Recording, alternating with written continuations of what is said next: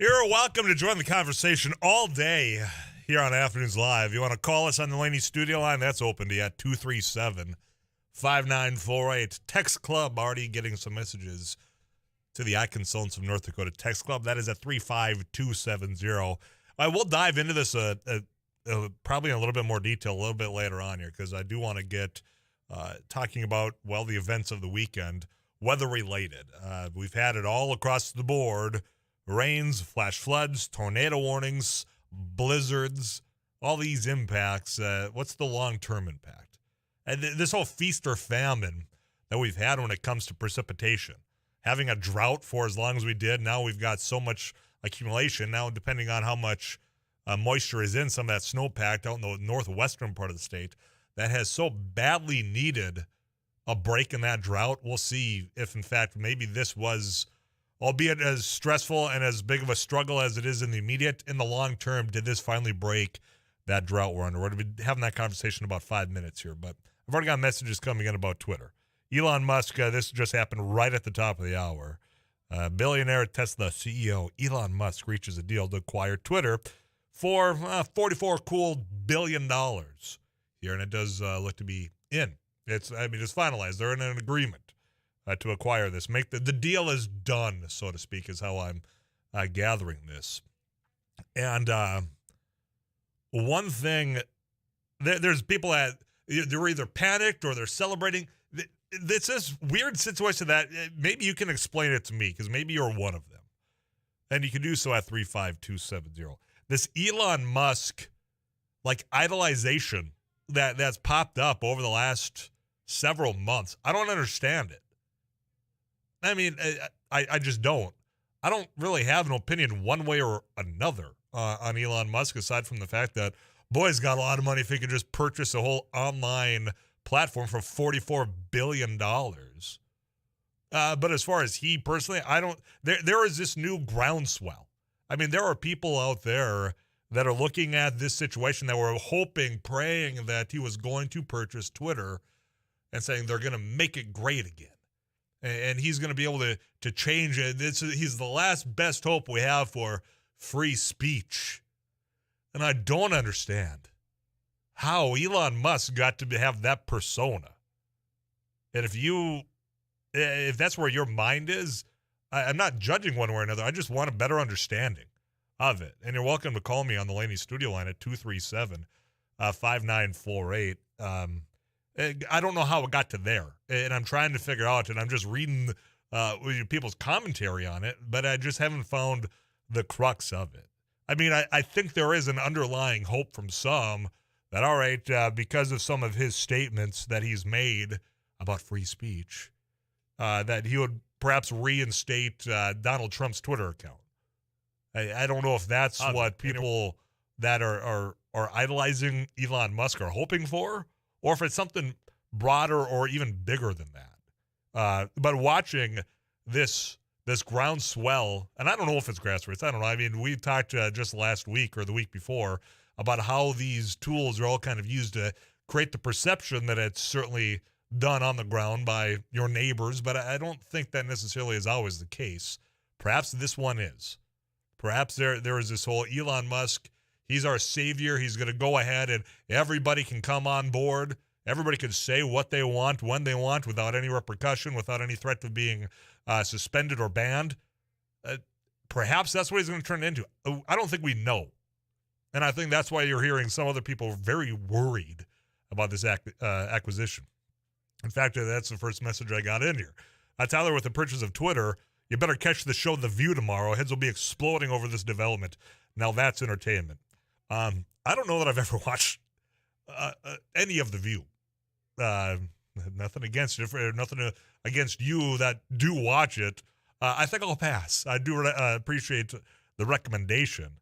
But since you're there, I'll let you double dip early on a Monday afternoon. Why?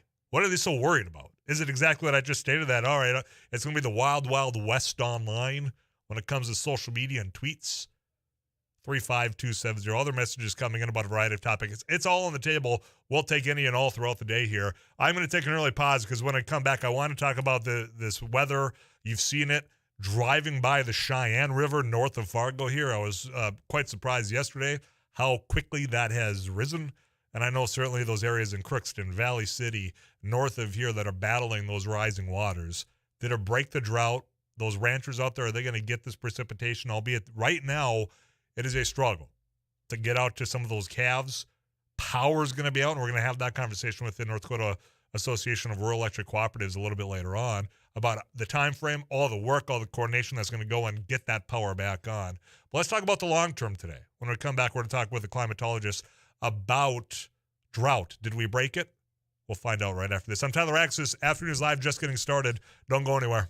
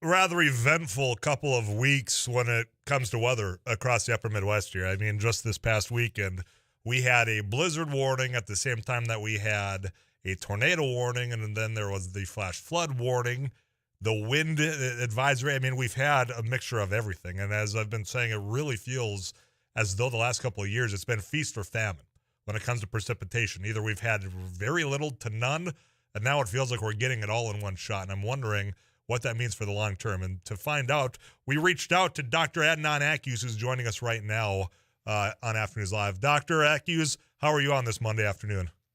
I'm good. How about you? I'm doing well. I appreciate your time today. I'm sure there's a lot of people pulling in a lot of directions because you got information we're all looking for. And for me, I know that it's been plenty dry across the last year, and I'm wondering, as many people as we're watching rivers rise. Are we breaking this drought finally with this latest round of precipitation? I think we are.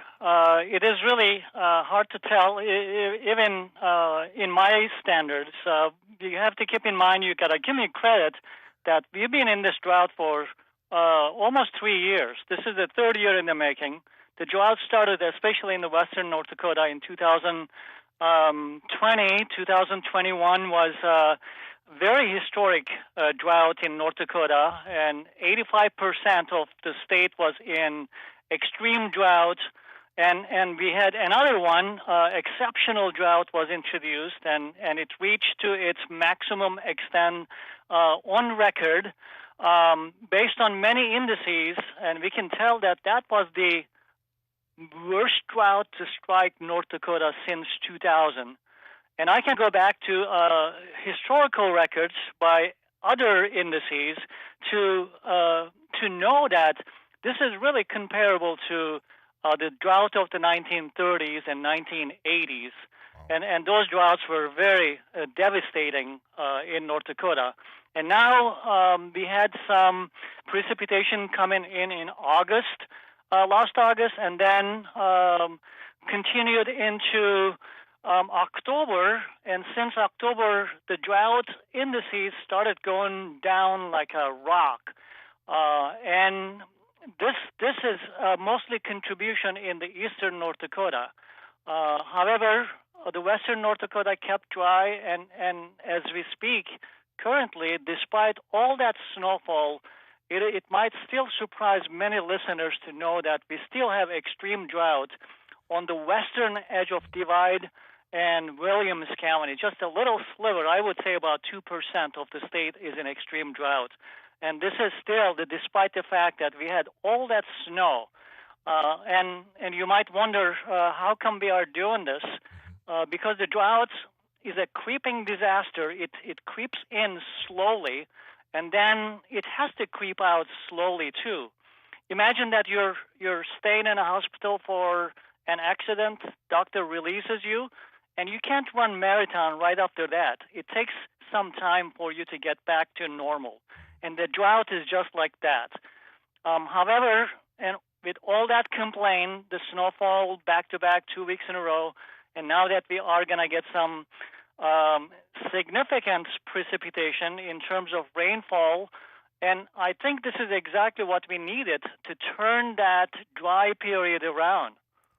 Well, and that's why I was grateful to have you share some time because, boy, I'm sure you're noticing it as well. It's not been pleasant, the short term, this immediate pain that a lot of people are going through, whether that's sandbagging in our region or trying to dig out to get to your cattle out in that spot where you're talking about with all that snow. There's been a lot of frustration. But I think long term, what I'm hearing from you, Doctor, is this might be exactly what we needed, as you just said, to break and finally maybe get to some balance. Am I reading this right? Yeah. As you know, when an area is in drought and it tends to stay dry because the soil is dry, the plants are dry, the ponds are non-existent, and there is not really a locally provided moisture source in the atmosphere where it becomes a rainfall. We solely depends on rainfall coming from elsewhere. And when you're far away from a big body of oceans, and it is really difficult. And sometimes when you stay in the dry for a long period of time, you need something very extraordinary to turn that vicious cycle around. And I think this is what we are experiencing right now. And initially, the farmers probably thought, this is really great. It is snowing. It is going to trickle into the snow, but they kept getting snow. After 20 and 30 inches, they probably became very cautious.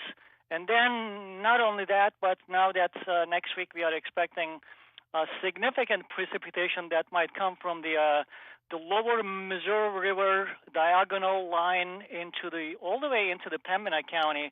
Some of those locations may receive more precipitation in 2 days than the entire April period that they may have normally.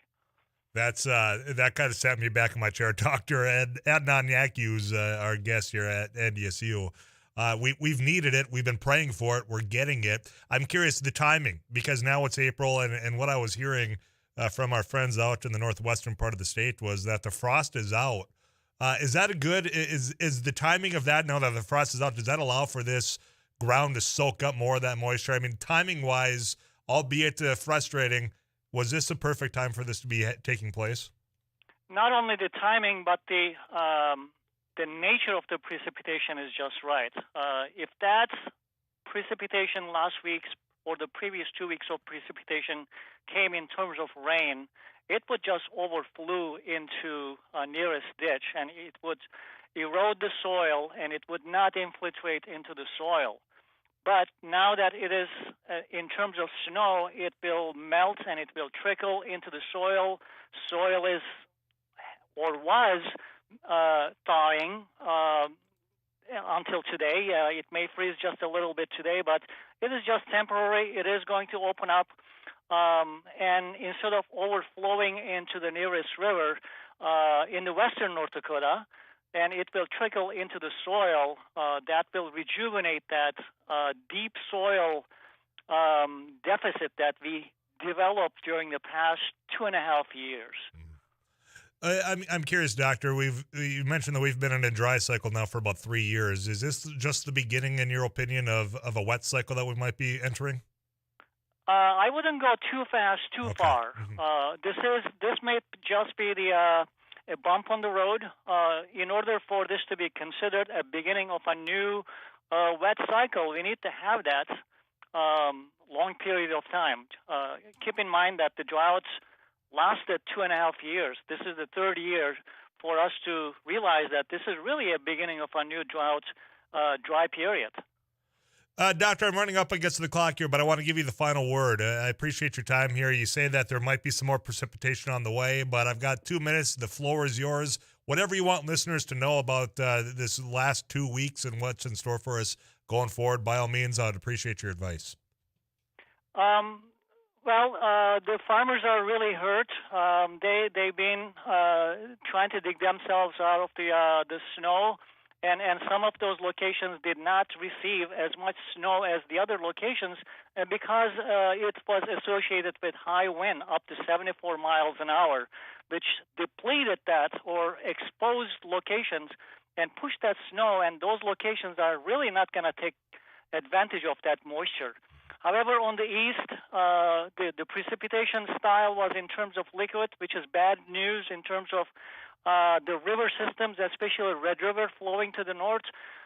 Because of that, and Oslo is already in the major flood stage, and the Grand Forks is going to be in the major stage during the next 7-day period. I think the farmers are still going to be hurt because it is going to take them a very long period of time to be able to get into the field and do some field work. Doctor, I appreciate your time today and breaking it down for us. It sounds like maybe a hint of optimism after this immediate struggles. I appreciate your time, and I tell you what, we'll probably be having you on again soon, all right? Thank you. Thank you. Dr. Adnan Akyüz, NDSU. He is a professor of climatological practice. Easy for me to say on a Monday afternoon. Get you caught up with KFGO News. Number of messages in to our eye consultants of North Dakota text club on a variety of topics. This whole next half hour, it's you, me, this microphone, your cell phone. Call me, 237-5948. You can text me at 35270. We're broadcasting from the Gunderson studio. You got it locked into KFGO Fargo.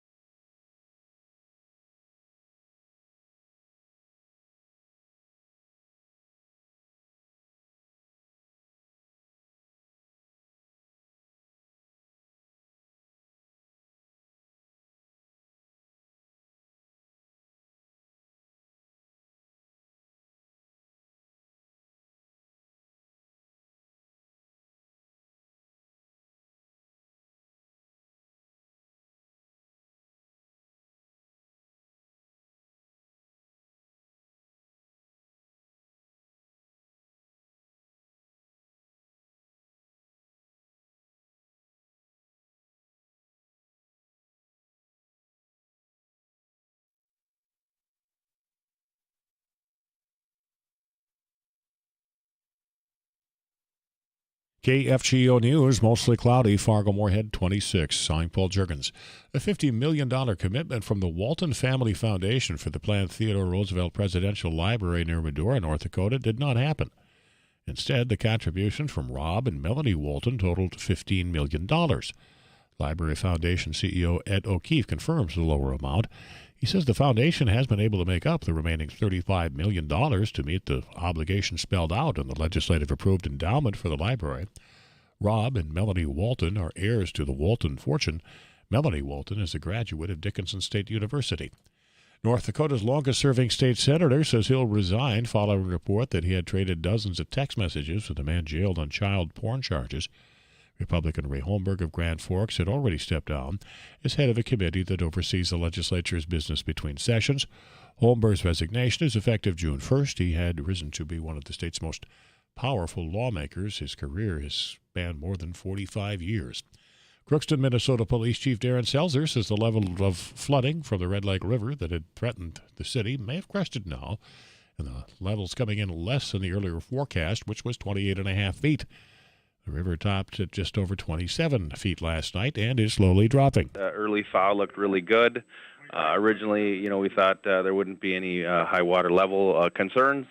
Unfortunately, like you said, with that precip that we received, had a significant impact. So for us, it was, again, basically just kind of flipping the switch. We had everything in place, and we had to, again, do a more of a large-scale event and reach out to the public, and we were, fortunate to get hundreds of volunteers, which was very humbling. Seltzler says Crookston has been lucky. There's been no serious flood damage. He attributes that to the preparation and having the resources to protect the city.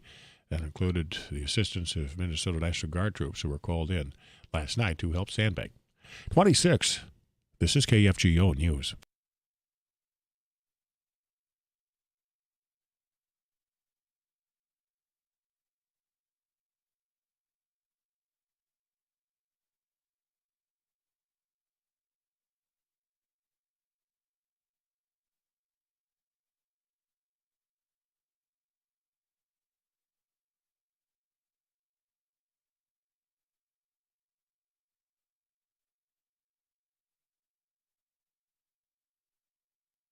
This is KFGO News. Clay County Sheriff Mark Empting says it's believed that road conditions played a role in the death of a Detroit Lakes man whose body was recovered from a slough near Hawley last week. Empting says it appears 27-year-old Tyler McCloskey drove off the wet and slush-covered gravel road shortly before noon last Wednesday. McCloskey's body was floating in the slough when a Hawley police officer responded later in the day. With the summer travel season approaching, tourism leaders are lobbying Minnesota legislative leaders for more money.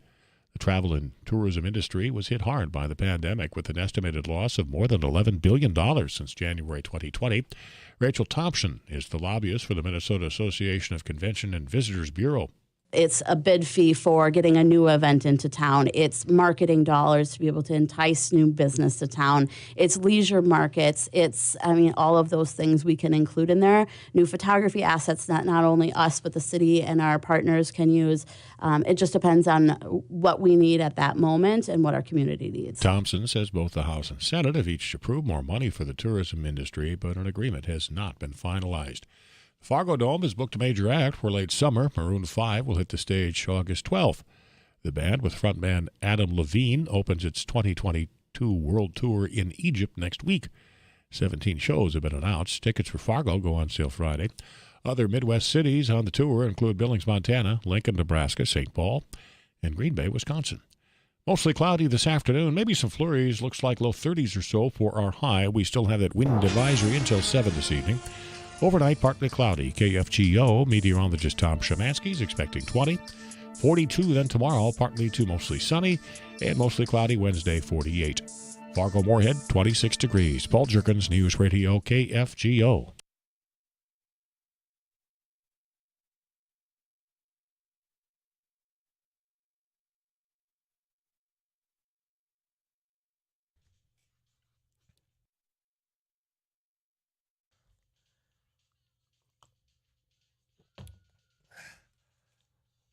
Now, Paul Juergens just told you about a concert announcement up at the Fargo Dome.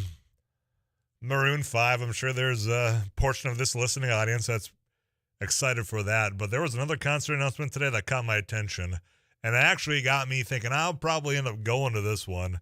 And it's going to be at the Red River Valley Fair. They announced that on July 17th, Rock the Valley show for the 2022 fair. Listen to this lineup. The Doc and Lynch Reunion Tour, Winger, Lita Ford, Wigwam.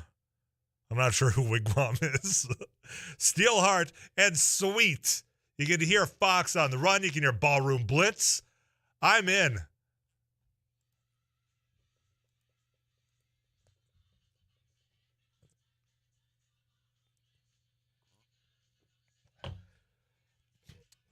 All I'm saying is Cody Cashman and the crew out at the Red River Valley Fairgrounds, they got their act together, and they got great acts coming to the fair. I can't wait for us to be out there broadcasting Afternoons Live in the KFGO studio. We'll tell you more about that a little bit later on. When we come back after CBS National News, there are thoughts on Elon Musk buying Twitter. There's a comment about the Teddy Roosevelt Museum with Melanie Walton. We'll address that. Also, there's been a development in the Ray Holmberg evolving situation. He said he's stepping down. He's resigning on June 1st. I've got a question as to how, speaking of Twitter, how an accusation was made of his conduct 2 years ago and it's just now gaining traction. I got some thoughts on that when we come back. I'm Tyler Axis. This is Afternoons Live on KFGO.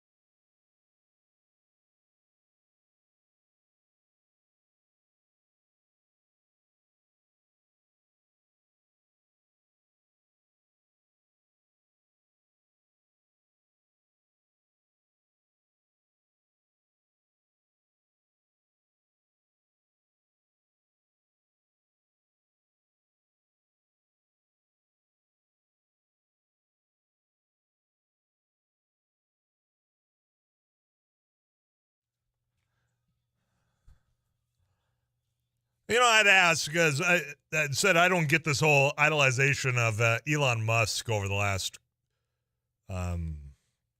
couple of months. I mean, it certainly escalated. And I don't have a strong opinion on Elon Musk. I mean, I don't. Some people are no president. There was a Republican candidate down in Florida that just said him buying Twitter is the 21st century equivalent of Lincoln freeing the slaves. What? I mean, that's the level of commentary that's now revolved around Elon Musk buying Twitter for $44 billion. I don't understand it. I mean, this is my observation, and this might upset you. Quite frankly, whatever. The sense that I get just from watching Elon Musk over the years getting into this wealth, building electric vehicles, wanting everyone to buy an electric vehicle because it's Tesla, right? That, I mean, it seems like he's always been yearning perhaps to be accepted. I mean, he's obviously a smart individual. With what he's been able to accumulate wealth-wise, but also what he's been able to create. And now I think he's finally got that. And I don't know if that's changed the way he's depicted things or talked about things to where, all right, well, I can get a couple more retweets if I do this. I have no idea. That's just my perception of Elon Musk as an individual. But, boy, there's just people so passionate about this. I said, explain it to me on either side of this, because some are thinking, well, that's the end of Twitter. She's gone. And others are saying, as I just told you, this is the 21st century equivalent of Lincoln freeing the slaves. I mean, what? That's a candidate down in Florida. I'd ask, and you delivered. Tyler, I don't think liberals are concerned about free speech. I think liberals are afraid of one individual controlling the message for everyone. That's Orwellian and very frightening for a lot of people who understand history. Another one, Tyler, why is half of our country want the whole nation to burn?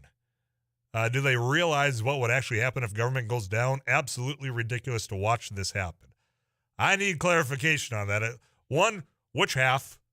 And what are you watching happen? I need more detail here.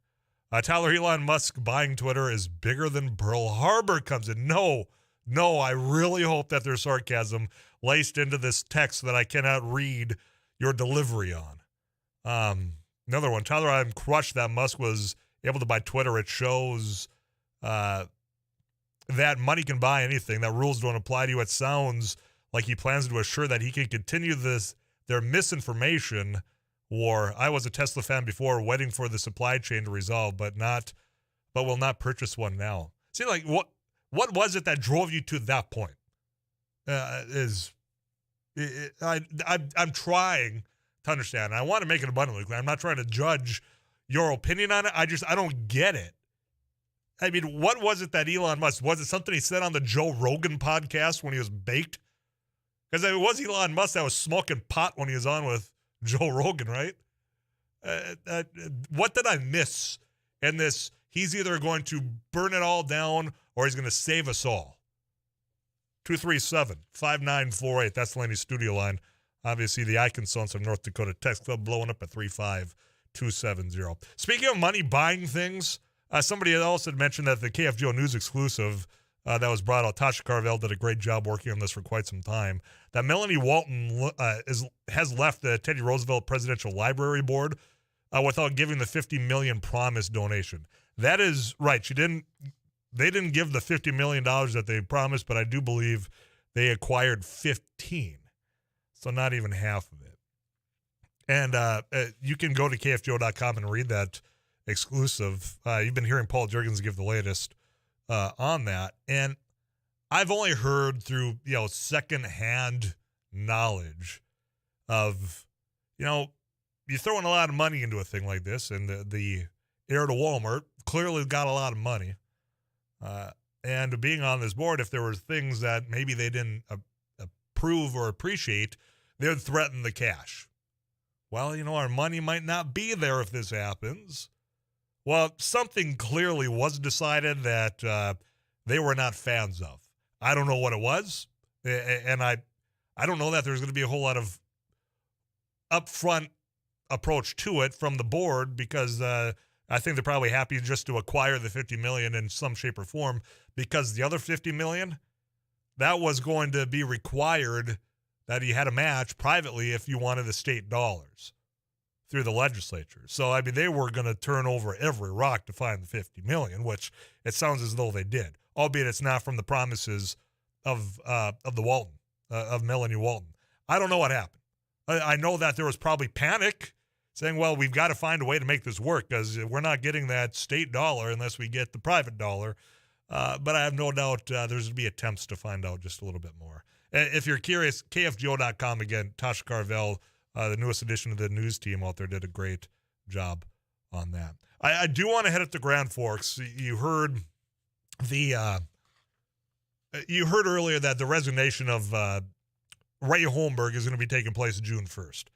And all right, well, you can say that, well, picking that date because then it allows the Republican Party in that district to vet, to find a replacement. Okay. My question on this whole thing, as it has continued to develop, and I mean, there's all the whispering behind scenes off public record about, well, this is probably going to come out too.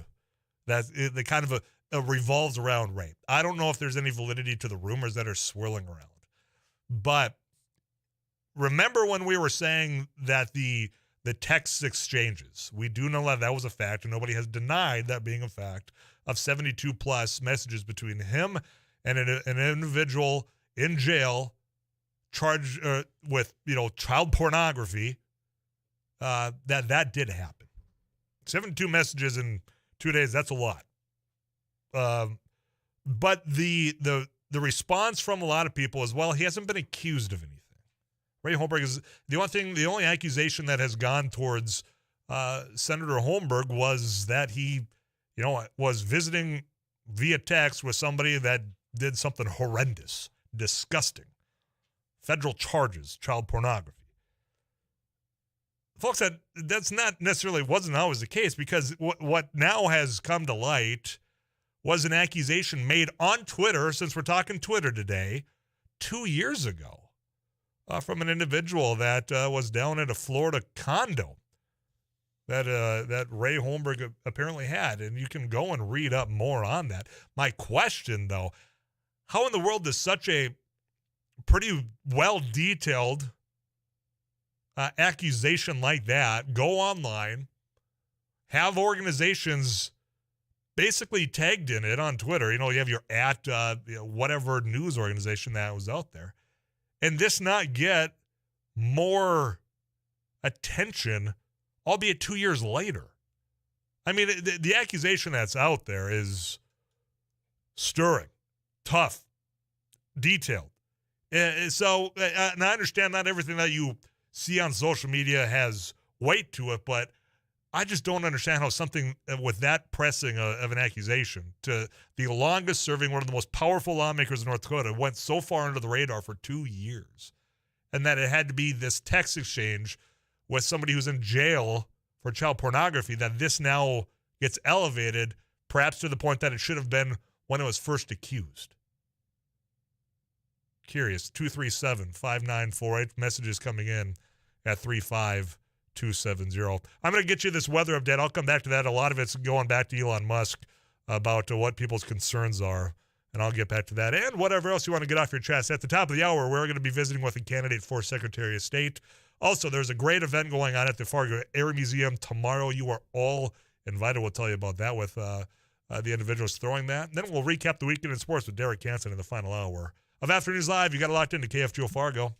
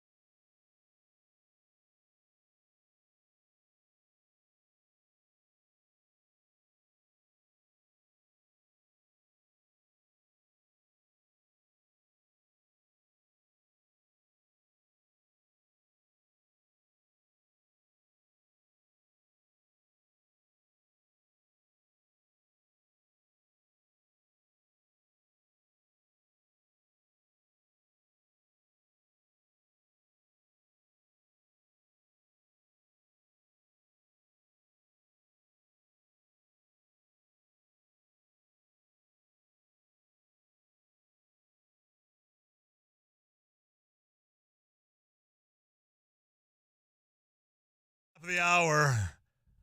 I'll get you caught up on all the latest CBS News, which, of course, we'll be telling you a little bit more about Elon Musk. That's the topic I'd hand to the text club as well for a lot of you. Tyler, not much hand-wringing with the other Bond villain-looking billionaires corner other giant media conglomerates, meaning newspapers, TV, and the like. I think what separates this from that, I understand your point. In fact, I appreciate your point. I think the difference is the platform, whether it's Twitter, Facebook, I mean, those others, allows or provides an opportunity for just the average Joe or Jane to speak out on whatever's on their mind. And I think the papers, the TV, and the like that you're referring to have different standards, albeit I know there's a lot of people that are saying that they've not met those standards for quite some time. I don't agree with that, but to where you have journalists out there verifying things instead of just throwing out comments. Tyler, I'm angry because his money bought him power and control of the narrative. His goal is to allow misinformation that he labels free speech dangerous. All the far-right radicals I know now see him as their second savior. That last point, I see that as well. That's what I'm trying to figure out. Why do they think that is where I'm coming here. Tyler, question, where's Governor Burgum? We have blizzards, flooding, tornadoes, other than closing the Capitol. I haven't heard his name mentioned. He should be helping ranchers and checking on roads and flooding. Interesting question to have asked. I think over the last weekend, the only thing I'd seen was about Shark Tank and the governor coming up. I have no idea. I know that there is a lot of groundwork. I mean, NDSU Extension is out there making sure people know resources are out there. I know some of those organizations, the Stockmen's Association, for example, they're out there trying to mobilize, make sure that people are being in the know. I mean, there's people here from Fargo that volunteered and went to, whether it was Crookston or Valley City, they're donating sandbags. There's been some of that on the ground. As far as where the governor is, I don't know. I don't know where Governor Burgum has been throughout the weekend here. Tyler, why are liberals worried about new ownership at Twitter? Shouldn't they just start their own company? Isn't that what liberals said about Republicans? I'm asking that question as well. I mean, I am on Twitter. I will likely remain on Twitter. I know that there has been abuses of all social media platforms from different angles, right? I think that the platform itself has been quite useful in sharing things that you probably would not have known, or maybe you didn't see it being reported or at least talked about wherever it is. I don't understand the panic from the left and just the loud cheering from the right on Elon Musk. That's why I posed that question as well. Tyler, of course you don't get it with him buying Twitter. You don't think freedom of speech is being censored, kind of like when you didn't like what Carl was saying last week, and you wouldn't keep him over after the break to finish his point. And that comes in a couple of times. I was going to make an assumption probably from Carl. Here's a helpful hint for you. If you want time, which I do believe I gave you, Carl, 5 minutes worth of airtime to make your point, instead of texting in multiple times, just pick up the phone and call me sooner so it's not against a KFGO news break or a CBS news break, in which if you're a regular listener, which you are because you're texting back in, you know that we revolve on clocks. In fact, I'm about 4 minutes away from the top of the hour where CBS will take over these airwaves because it's required that we do that. But instead of whining about it, call in sooner is all you've got to do. And the number is 237-5948. It's provided by the Laney Studio line. You're texting me on the I Consultants of North Dakota text club at 35270, which I appreciate, but you can certainly just call in sooner. It's that simple. Tyler, P.S., Twitter is my favorite platform. Best way to keep current on sports. I, in fact, even though was in and out of the Twins game yesterday, that's how I caught the end was Byron Buxton because it's on Twitter. I spend too much time on Twitter. Of all the platforms that I am on the most, it's Twitter. And I still don't understand the worry. Maybe in time, maybe months down the road when the transition happened, maybe there'll be something just, okay, well, that's it for me. I'm not wringing my hands about it and losing sleep over the fact that Elon Musk, the guy that built electric vehicles, bought the thing. Tyler, the Elon Musk deal is a prime example of your conservative free enterprise comes in. Another one, Tyler, why can't the North Dakota National Guard get some large gen sets out of those smaller communities without power? Yeah, it's the large generators. If most of the infrastructure in town is good, let's get the lights on for them. That's a great suggestion. We got the Guard. I mean, there are communities out there that are now having to face potentially 2 weeks without power.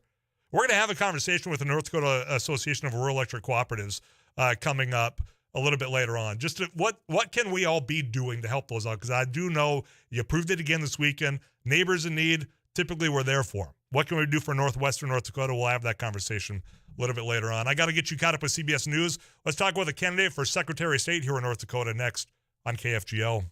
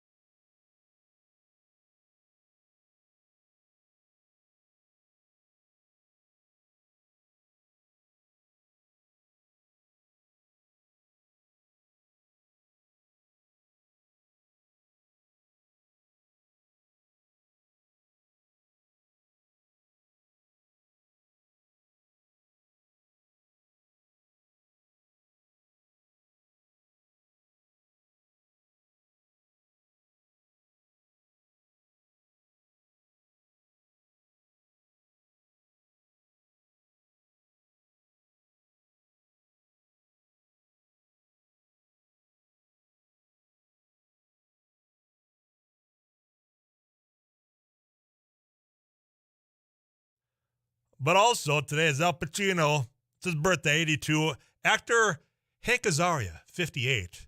Simpsons. Think about that. You'll know who I'm talking about. Also on this date, April 25th, 1992, which is 30 years ago. Oh, feels like a lifetime ago. 30 years ago, the series finale. Could you imagine this lineup? The series finale for these shows all aired on the same night. Who's the Boss, Growing Pains, and MacGyver, all on the same night. This was back before DVR, man. Do you have to? I assume that they were staggered. Yeah, you better hope you've got a VCR you can program on one VHS, of those. a VHS that you could record over. Yeah, it was always like first birthdays and weddings that got recorded over, or graduations. Right. It said it right on the label, but somehow we just didn't seem to mind that. How is MacGyver going to get away one last time? We'll find out in season finale. If I remember it, that was a tearjerker. That last MacGyver episode. I don't recall. I have to go to YouTube, the World Wide Web. They've got a lot of things saved up for us in case we did miss it. Here's what's coming up. KFGO News when we come back. Jeffrey Powell, he wants to be the Secretary of State here in North Dakota. We'll ask him why right after this.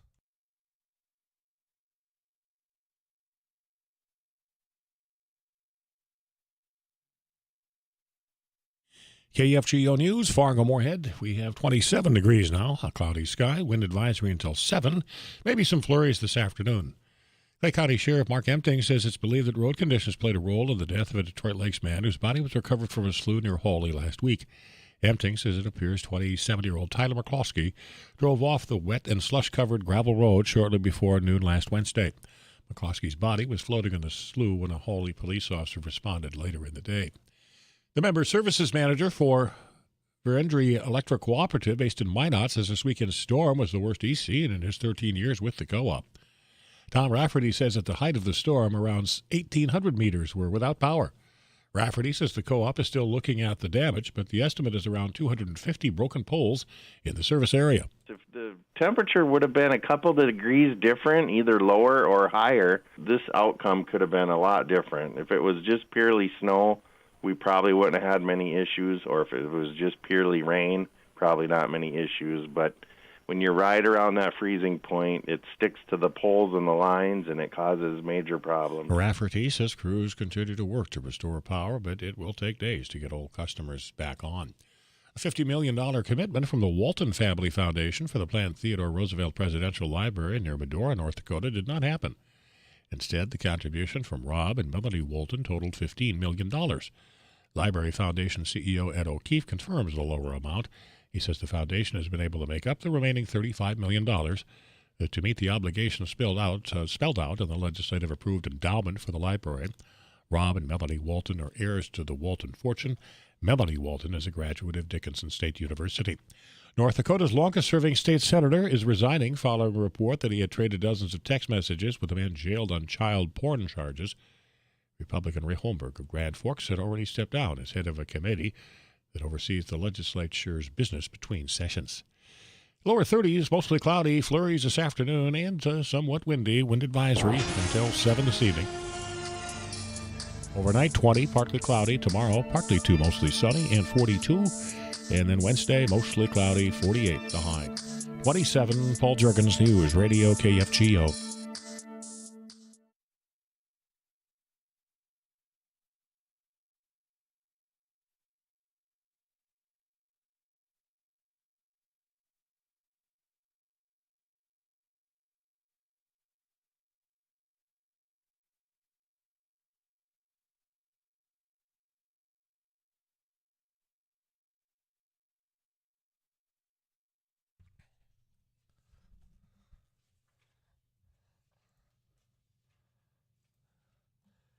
I'll get back to your thoughts in the text club at 35270.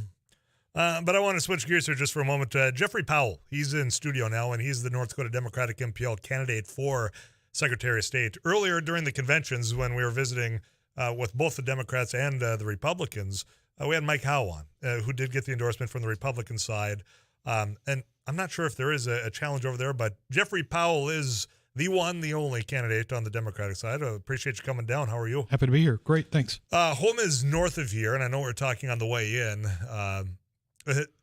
this water's flowing that way. I'm curious. The Mayville area, are things okay up there as far as conditions? So I work in Mayville, and Okay. it's wet, but had a couple of colleagues this morning whenever I showed up who had sent notes in to say that they were not coming in because they were worried about their basement, or they're running a pump to make sure that things are okay. I don't know anybody that was rained out or flooded out of their home, but it's very wet. Yeah. I do actually live in Grand Forks as well, okay. and so they I know closed the that bridges earlier today. Yep, they closed the point on Sunday, and the pedestrian bridge is closed. They were closing sorely today.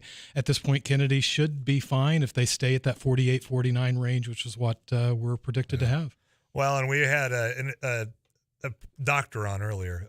He was great. Yeah, well, and very informative. But Does one rainstorm get rid of a drought? Yeah. And the notion that you have to have one to break the back is kind of an interesting concept. I know, and I really hope for all those farmers and ranchers out there that this was the start of not maybe a wet cycle, but something that where it's been feast or famine. Right. Is how I keep going back to, because it's either we've got nothing or we've got it all at once. And that's how it's felt over the last 2 Well, my weeks. understanding is that last year we had a number of homes or farmers where their farms were gone, their crop was gone, but the insurance wouldn't declare it gone because of the drought, because they were hoping that there would be some hail or some wind or something, because there's payouts that are different. And so the insurance industry has rigged in some ways the farming insurance payout, which is an interesting thing. Not what I'm running for, by the way. Not insurance commissioner? It sounds like you got some thoughts on that as well. Well, and I know I'm just hoping to have a repeat of that. I think of my buddies that live up in Mohall, and I remember seeing during the winter months, just dead grass. They had no precip until over the last couple of weeks. But that's not why I called. I wanted you to come on down and talk about why you're running for the Secretary of State of North Dakota. Well, I'm sure this isn't a surprise. There have been over 500 bills that have been introduced in the state legislatures around this country that have the goal of restricting people's ability to vote. And they hide it behind this code that they're calling ballot integrity. But it's this notion that there need to be some people that you take the opportunity to vote away from. The two guys that are running for the Republican seat on the ballot have both pledged this ballot integrity thing. I think it's coded language that is meant to say we're going to try to figure out just how we can clip a few people from having their right to vote. Just how can we restrict a few people to have to stand in line a little bit longer? Just how can we change the conditions so that the people that have it easier have a chance to vote, because Republicans are the party of the easy? And how do we have people that aren't going to vote in our direction have a more difficult time to vote? This is going on nationwide.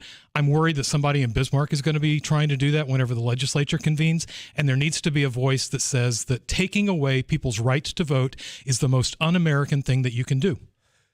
Well, and I appreciate the passion to that answer. The thing that I've noticed out in Bismarck, there has been some of those attempts, and so far they've been pushed back. There was a reform in 2013 that did require some form of ID.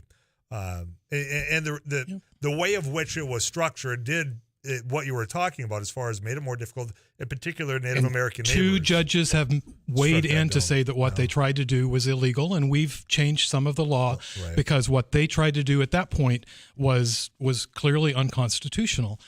I think with a new Supreme Court, and I think with a former president who is banging a gong that he was cheated out. Did you see this video of the pitcher that threw the home run ball, and so the pitcher tackled the guy as he rounded third base? I did. I wanted to bring that up on air the one day, but I never got there. Well, sorry about that. No, that's fine. But it feels in some way that that's exactly what they're doing. That they're tackling the guy as he rounds third base because they lost, and I'm worried that we're taking away the fundamental right of people to vote instead of being American. This is who we are.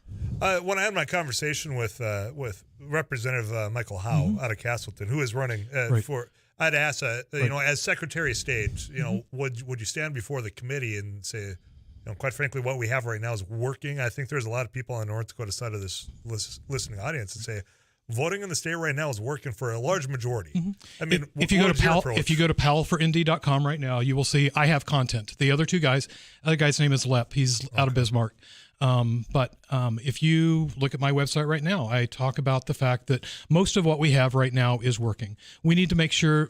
I'd like to have 5 more days after after the vote happens, the canvassing board, and I don't know how much in the weeds you want to get about talking about the canvassing boards, but they meet 13 days later and they make sure that the ballots are adding up and that the count is right, and that's when things become final. I'd like to have 4 more days. I sat in the canvassing board meeting 2 years ago, and there were ballots that had not yet arrived from military. There were ballots that had not yet arrived from people that are studying from our North Dakota kids that are studying in somewhere else.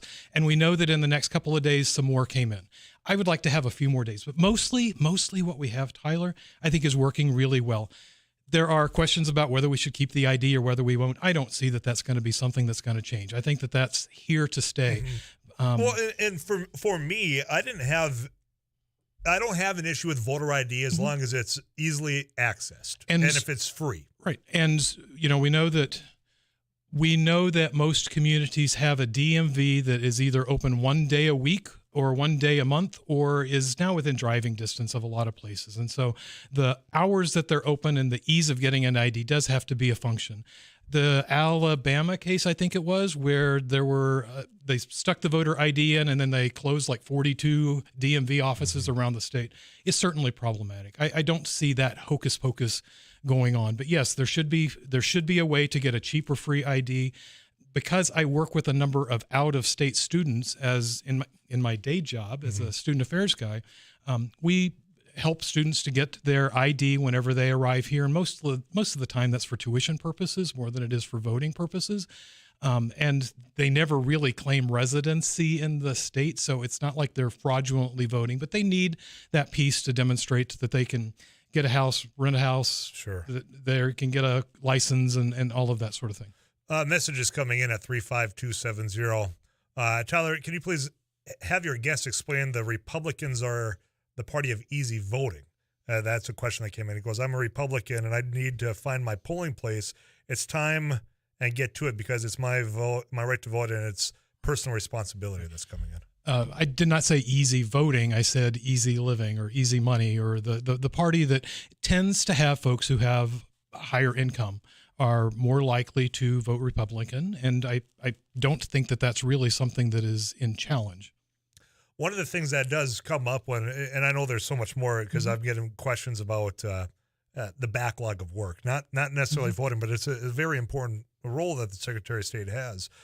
Polling locations, there's people at, I didn't get a mail-in ballot. Now this last election, that was quite different. But I didn't request it. I need to find my polling place. Oh, it's 2 hours away. I mean, is there anything that can be done to make it more convenient of polling locations? Two things. First of all, that's typically a county by county decision. So county commissioners are going to be the ones that make the decision about where and how many polling locations there are. Again, I have 2 examples here. I live in Grand Forks, and in the 17 years that we've lived in town, we've gone from having a polling place that was literally 2 blocks from my house to needing to go to the Alara Center. It's not hard because I have a car, but that could have been an issue for a number of people. Now, you can get a bus, and usually Uber now is going to let you do this for free, but I've seen a collapse, and really that's because we have a number of people who are no longer willing to work at the polls. We've become so polarized, we've become so angry that people are afraid. People are afraid to run for office. People are afraid to work the polling places. And we've become a less civil society. Now, some of that's just simple cost, but some of that is also what are we doing to our society that we've created this environment where everything has to be a contest. Jeff, you got a little bit more. Jeffrey, pardon me. Do you have a little bit more time? I got to get this quick break in, but there's questions coming in about the backlog. There's other comments about. Let's pay some bills, man. There we go. There, smart man. 237-594. That's the Lenny Studio line if you want to call and ask a question. And of course, all these coming in at 35270. Jeffrey Powell is a candidate for Secretary of State in North Dakota. We'll wrap up our conversation with him right after this.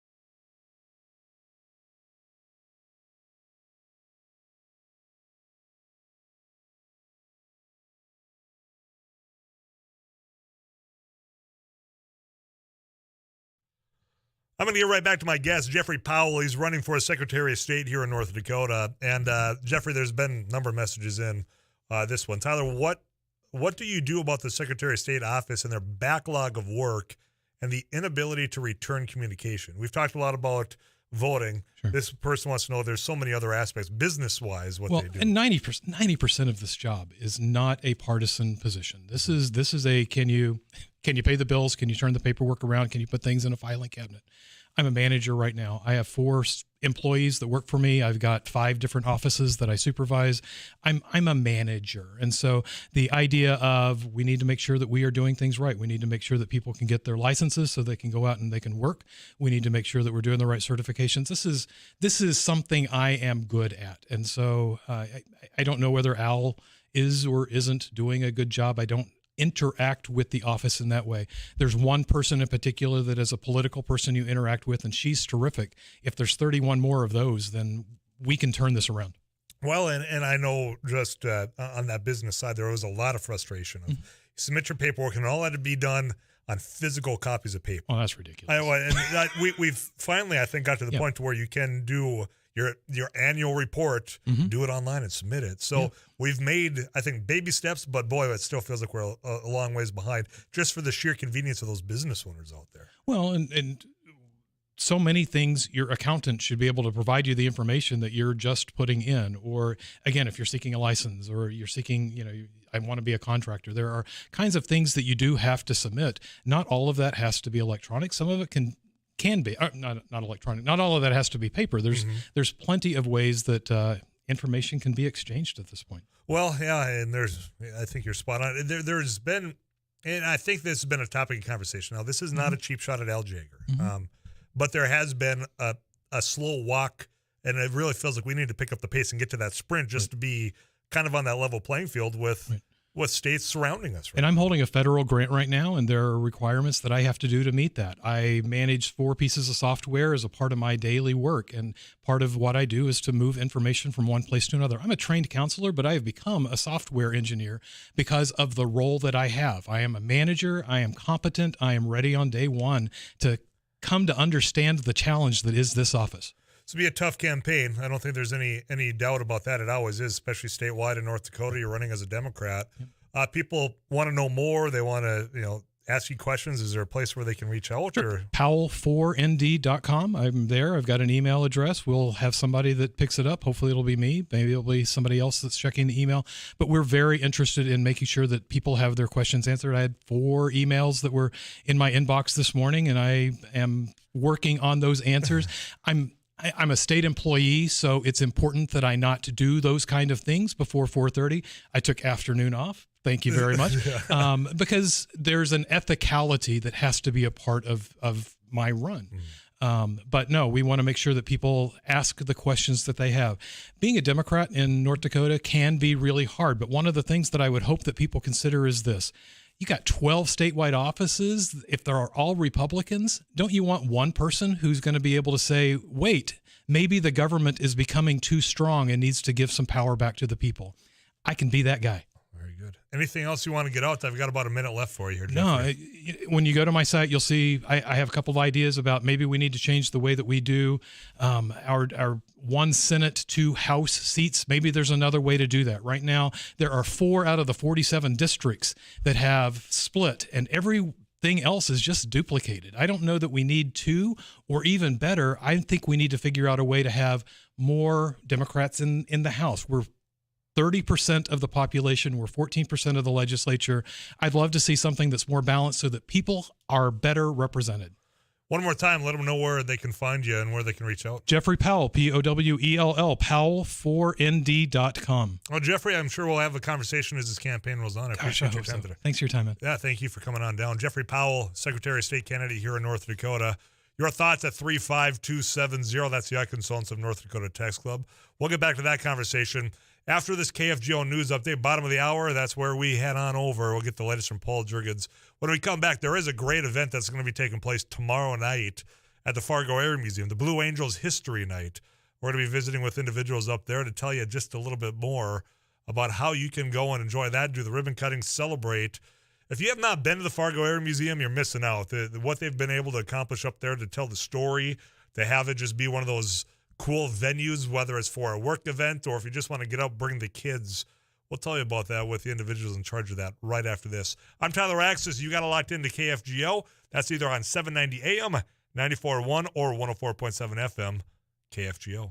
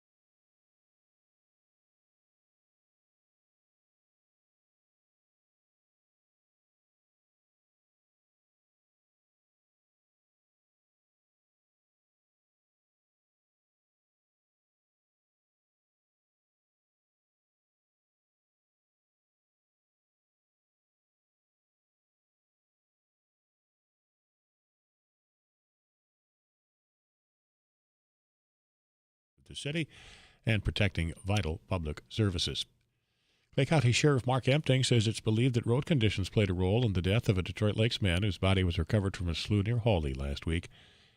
Empting says it appears 27-year-old Tyler McCloskey drove off the wet and slush-covered gravel road shortly before noon last Wednesday.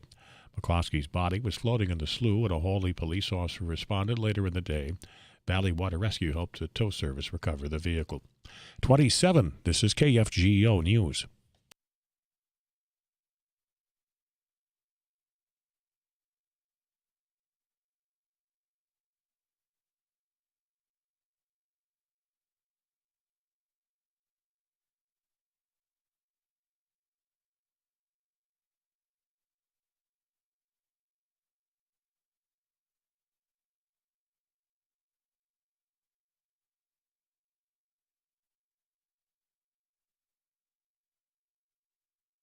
This is KFGO News. North Dakota's longest-serving state senator says he will resign following a report that he had traded dozens of text messages with a man jailed on child pornography charges. Republican Ray Holmberg of Grand Forks had already stepped down as head of a committee that oversees the legislature's business between sessions. A high-profile $50 million commitment to the planned Theodore Roosevelt Presidential Library near Medora, North Dakota, has fallen short. Despite the unfulfilled financial commitment, which was made by Walmart heirs to the Foundation Board, Governor Burgum, and North Dakota legislators in 2019, the project is still on track. When KFGO News reported Melanie Walton's departure from the library board last month, many close to the project expressed concern that the $50 million pledge from the Waltons may not have been fulfilled. We have now learned that the Waltons' total contribution to the library was indeed far short of the amount they committed. Library Foundation CEO Ed O'Keefe confirms that the Walton Family Foundation ultimately gave $15 million to the project. O'Keefe says the Library Foundation surpassed $100 million in funds raised without any additional funds from the Rob and Melanie Walton Foundation, meeting its obligations under the state endowment legislation. The library project will take another major step forward towards its goal of hosting a grand opening on July 4th, 2026, coinciding with the 250th anniversary of the Declaration of Independence, when it finalizes its purchase of 90 acres of Dakota Prairie grassland from the U.S. Forest Service later this week. Tasha Carvel, News Radio KFGO. Organizers of a vigil for 4 family members lit up their Duluth home with Christmas lights to celebrate their lives and their love for the holidays. A relative killed 44-year-old Rihanna Berry, 47-year-old Sean Berry, 12-year-old Shyway Berry, and 9-year-old Sadie Berry.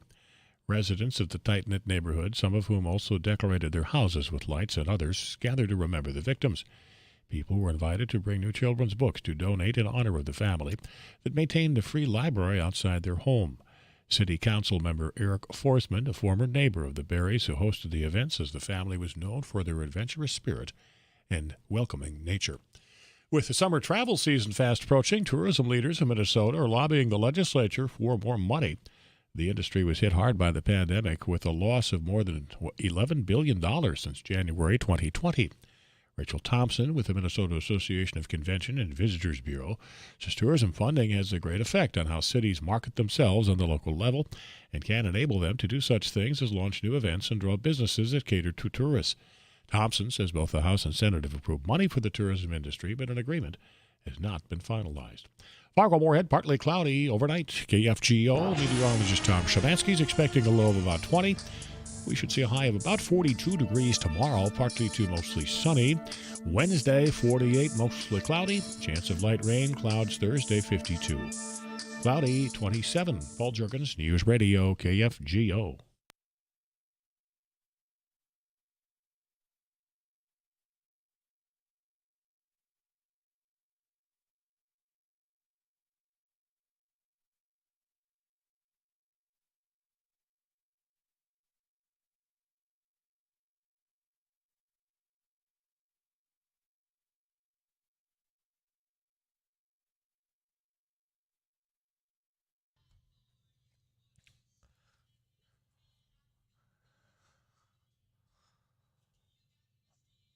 There's an event going on tomorrow night up at the Fargo Air Museum. History night with former U.S. Navy Blue Angels and North Dakota natives. Here to tell you about that when we come back from CBS is Ryan Thayer of the Fargo Air Museum. Coming up next here on KFGO.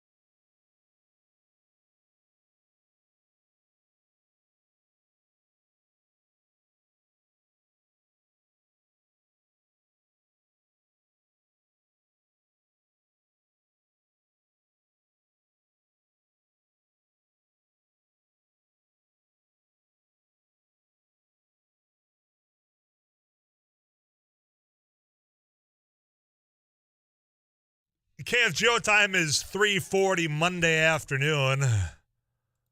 And tomorrow night, you're going to have a great opportunity. If you've not been to the Fargo Air Museum, you've been missing out. I tell you that repeatedly whenever we get a chance to talk about the Fargo Air Museum. It's one of those gems up here on the prairie. But tomorrow night, great event coming on up. And Ryan Thayer, he is with the Fargo Air Museum in studio to tell you about all that. Ryan, appreciate your time, man. How you been? I've been great, and thank you for having me on the show. I appreciate it. Well, I appreciate you coming on in.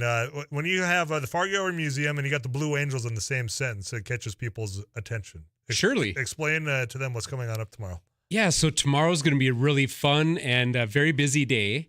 We do have a ribbon cutting for our new Blue Angels exhibit at the museum. I have a lot of amazing artifacts from the Blue Angels. We have a lot of local history here with Gil Rude and Brian Kessering. So at 4 p.m. tomorrow, we're going to kick off a ribbon cutting with the chamber. And then afterwards, we're going to have a little meet and greet with Gil so you can meet him, shake his hand, hear his stories before the presentation. And then we'll move into the presentation at 6:30, and that'll run about an hour.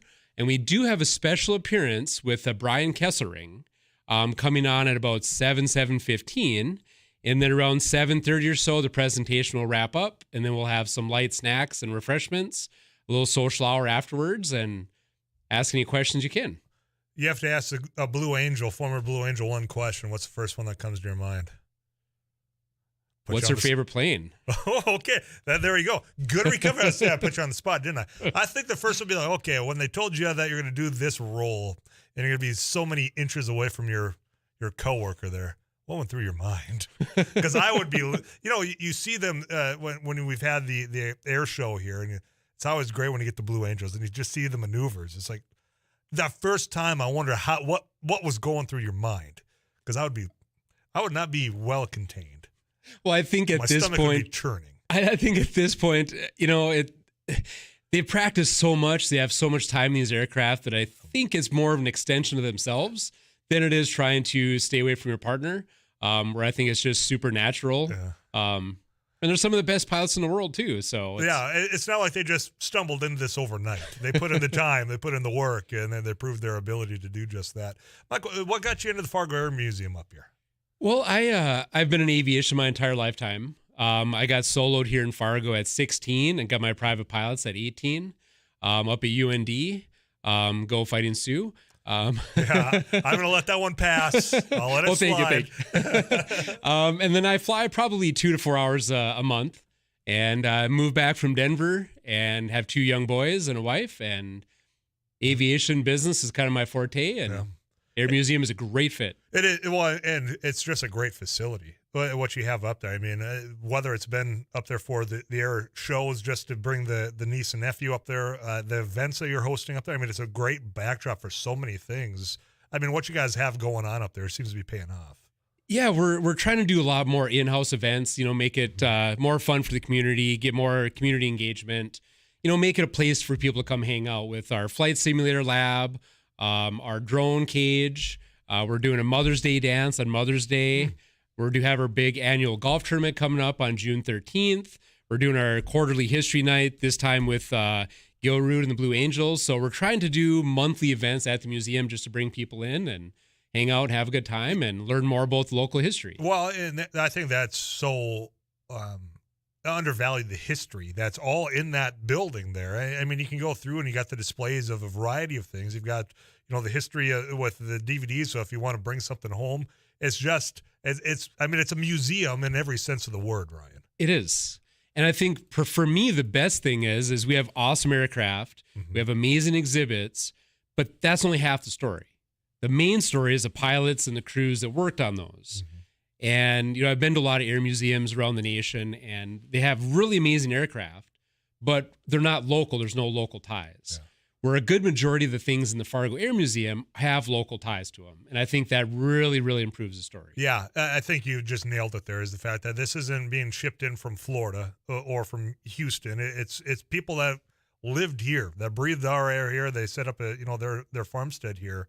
And then, whether it was in the service or just, a variety of different aviation professions, it's unique, folks. Am I selling you on it? If you haven't been up there, it's on 19th Avenue. Again, tomorrow, though. Is it free and open to the public? Explain that. Yeah, when it comes to? so members are free, Okay.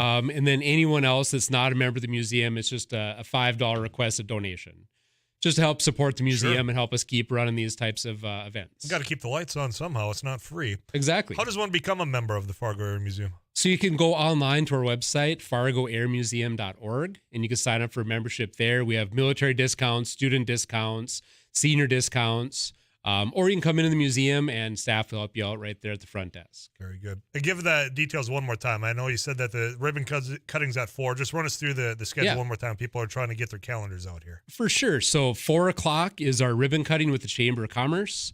And then between about 5 and 6:30, it will be a meet and greet with Gilrude. And then we have a 6:30 presentation.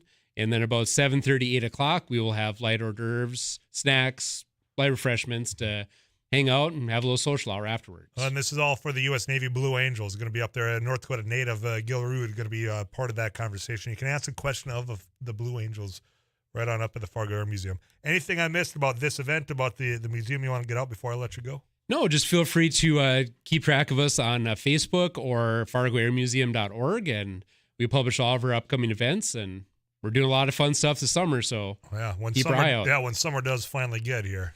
If it does, yes. Bring up that golf tournament. It's like, I can't wait to swing a club. Ryan, it's been fun, man. I appreciate your time. Yeah, thank you. Appreciate it. Yeah, Ryan Thayer, he is with the Fargo Air Museum. You can go and check that out tomorrow. You're all invited. Again, ribbon cutting 4 o'clock. Everything else is going to be following that.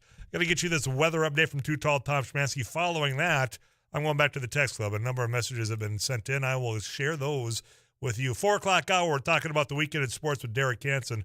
He's host of Couch Potato Radio. If you have a thought on the Twins, Timberwolves, Wild, NFL draft coming on up, we're talking about that the whole final hour here. Monday afternoon, this is KFGO Fargo.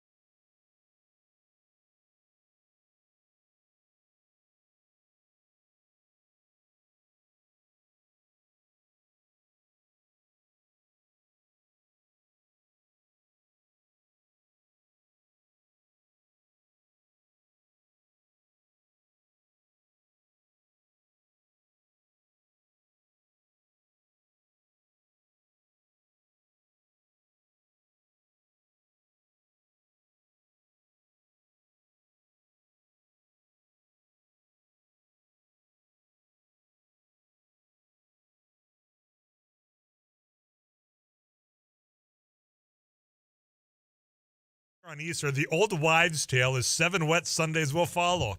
I did not know, and now I've got my gears turning. Why did we call them old wives' tales? I'm sure you would know because you the have patriarchy.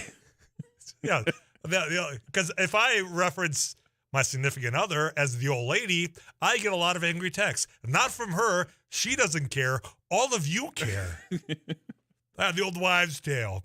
7 wet Sunday is going to follow after Easter if it rained and snowed. I had not heard that old wives' tale. I have no reason to doubt it was an old wives' tale. Why did we call them old wives' tales? 35270. Call me, 237-5948. I want to throw this out in the little bit of time I've got left here. Tennessee, there's a new bill that was passed, and it passed unanimously in both the House and the Senate. And it's heading to the governor's desk. Obviously, that's how the whole function works, right? I don't have any doubt that the governor will sign, but this bill would require convicted drunk drivers to pay child support to minors if that driver is convicted of vehicular homicide, intoxication, or aggravated vehicular homicide. The court would order that individual that was convicted of the DUI that resulted in the death of a parent to pay child support for the victim's family. And it just really caught my attention. And, when I'm very critical of watching at times lawmakers, in particular in North Dakota, I'm sure it certainly happens in Minnesota as well, go and, I think the issue that I take is when they get handed something from these big groups, right? The Alex of the world, to where they sprinkle in, they find a gullible lawmaker to go and put their name on something, introduce it, even if there's been not one single incident that's related to that bill in their state. It happens all the time. People get notoriety, then they get the trips. And then they get the report cards in from those groups, and that means more money comes into their campaigns. That process happens all the time. But when you see something like this pass, and something that I think is a novel idea, I support it. I'm curious if you support it. And if so, would you want to see it introduced in North Dakota, South Dakota, Minnesota, that if a drunk driver struck and killed a parent, that they would be now having to pay child support for that family that lost a parent? I think of the tragic stories that we've had way too often. It's not isolated to here, but it certainly seems to happen more frequently in the rural parts of the country.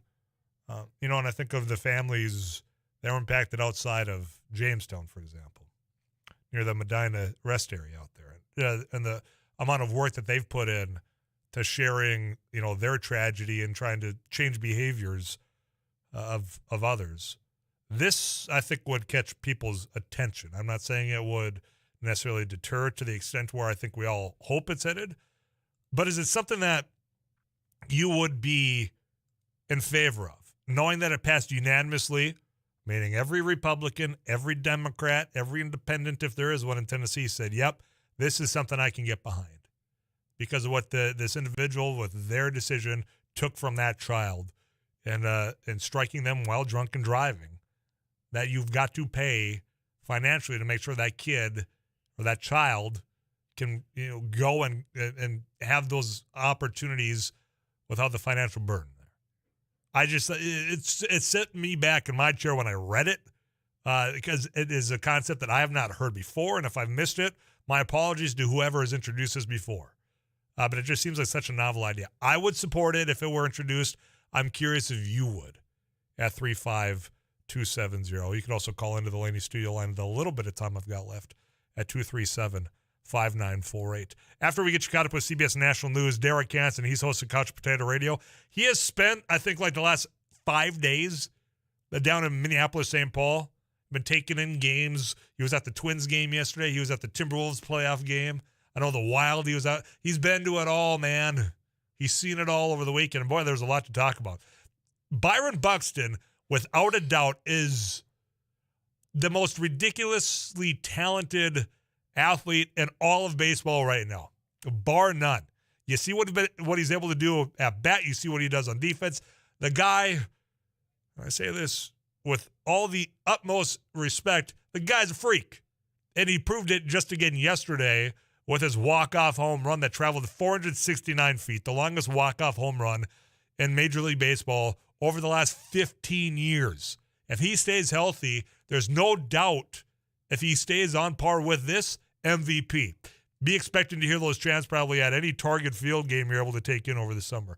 Also, the Timberwolves that we talked last Friday about them blowing a 25-point lead, had you sitting on the edge of your chair on Saturday again, didn't they? At least they held on and did maintain that 1-point win over Memphis. They're heading back down to Memphis, I think, for tomorrow night's game. And, of course, the Wild, they're battling with the Blues right now for that home ice advantage. All of that is just Minnesota sports, let alone the fact that on Thursday we're throwing a party at a High Hole Burger to talk about the NFL draft. We'll talk about all that and anything else sports-related you want to have a conversation with in the final hour of a Monday afternoon. I'm Tyler Axis, your host.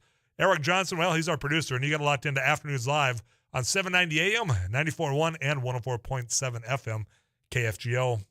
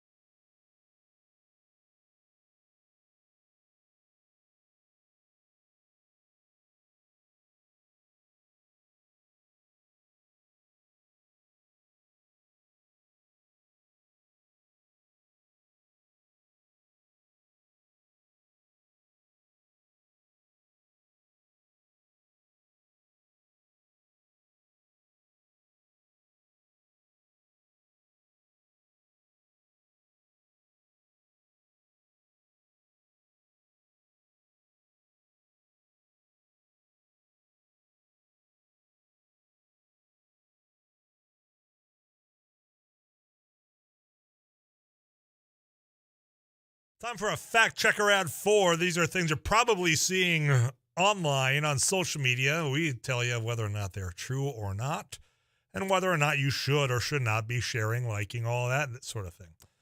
Here's one. Boy, this didn't take long, did it? Did Elon Musk reinstate Trump on Twitter? This claim was made earlier in April. Elon Musk just bought Twitter today. You can put together on your own that is false. So don't be sharing that. It's not true. Not yet, anyway. Here's another one for you. I've seen this one going around, and it gave me pause, in particular on Facebook.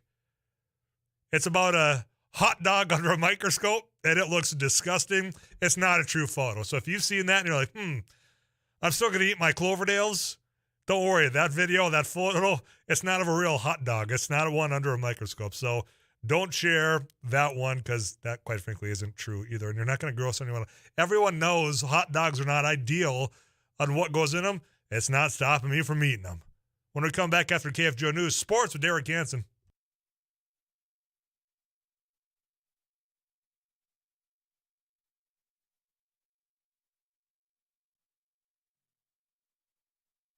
KFGO News, Fargo-Moorhead, cloudy and 27 degrees. I'm Paul Juergens. The wind advisory has now been lifted early. Meteorologist Tom Shemansky is looking for a partly cloudy overnight at about 20. A $50 million commitment from the Walton Family Foundation for the planned Theodore Roosevelt Presidential Library near Medora, North Dakota, did not materialize. Instead, the contribution from Rob and Melody Walton totaled $15 million. Library Foundation CEO Ed O'Keefe confirms the lower amount. He says the foundation has been able to make up the remaining $35 million to meet the obligations spelled out in the legislative-approved endowment for the library. Rob and Melody Walton are heirs to the Walton fortune. Melody Walton is a graduate of Dickinson State University. Crookston, Minnesota Police Chief Darren Selzer says the news is good on the flooding front from the Red Lake River. Selzer says it may have crested somewhat less than the earlier forecast, which was 28.5 feet. Currently, we're maintaining our water levels. The new prediction was a crest last night, 11 p.m., of 27.07 feet, which we did reach, or real close to. Levels are slowly decreasing, and so right now, looks like we might be out of the woods, hopefully. That's kind of a big statement. River levels are always unpredictable, but things are looking good right now. Hundreds of volunteers worked to fill and lay sandbags beginning Saturday. Governor Walz declared a peacetime emergency yesterday, activated the National Guard to provide support for emergency flood operations, including personnel, equipment, and resources. Chief Selzer says Crookston's been lucky. There has been no serious flood damage. He attributes that to preparation and having the resources to protect the town. Clay County Sheriff Mark Emting says it's believed that road conditions played a role in the death of a Detroit Lakes man whose body was recovered from a slough near Hawley last week. Emting says it appears 27-year-old Tyler McCloskey drove off the wet and slush-covered gravel road shortly before noon last Wednesday. McCloskey's body was floating in the slough when a Hawley police officer responded later in the day.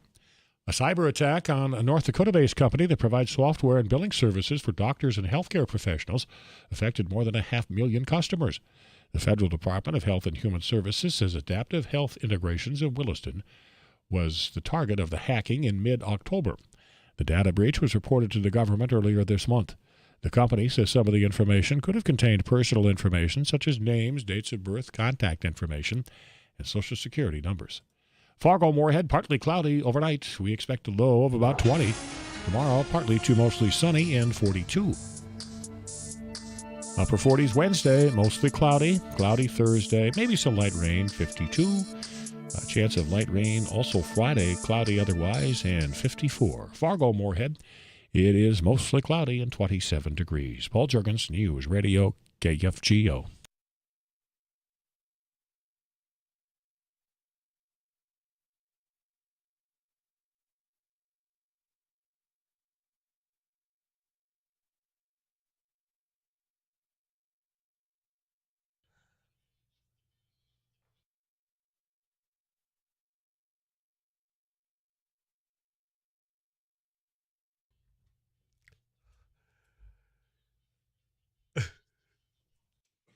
It falls apart after the first line, I'll admit. No, but Yeah. I want this to be your new theme song. Oh, jeez. Derek Hansen, Shaggy, Mr. Boombastic. You know, we have been trying out different winning songs for audibles. It felt like you could have walked into some real swagger if you would have listened to Shaggy coming in. Yeah, I don't know. I don't know if that works for me. Yeah, I don't know. It felt right. I'm just saying from my perspective, it felt like it. I'll maybe try to think of some walk-up songs for me, maybe for your show. That's maybe a good idea, but we'll see.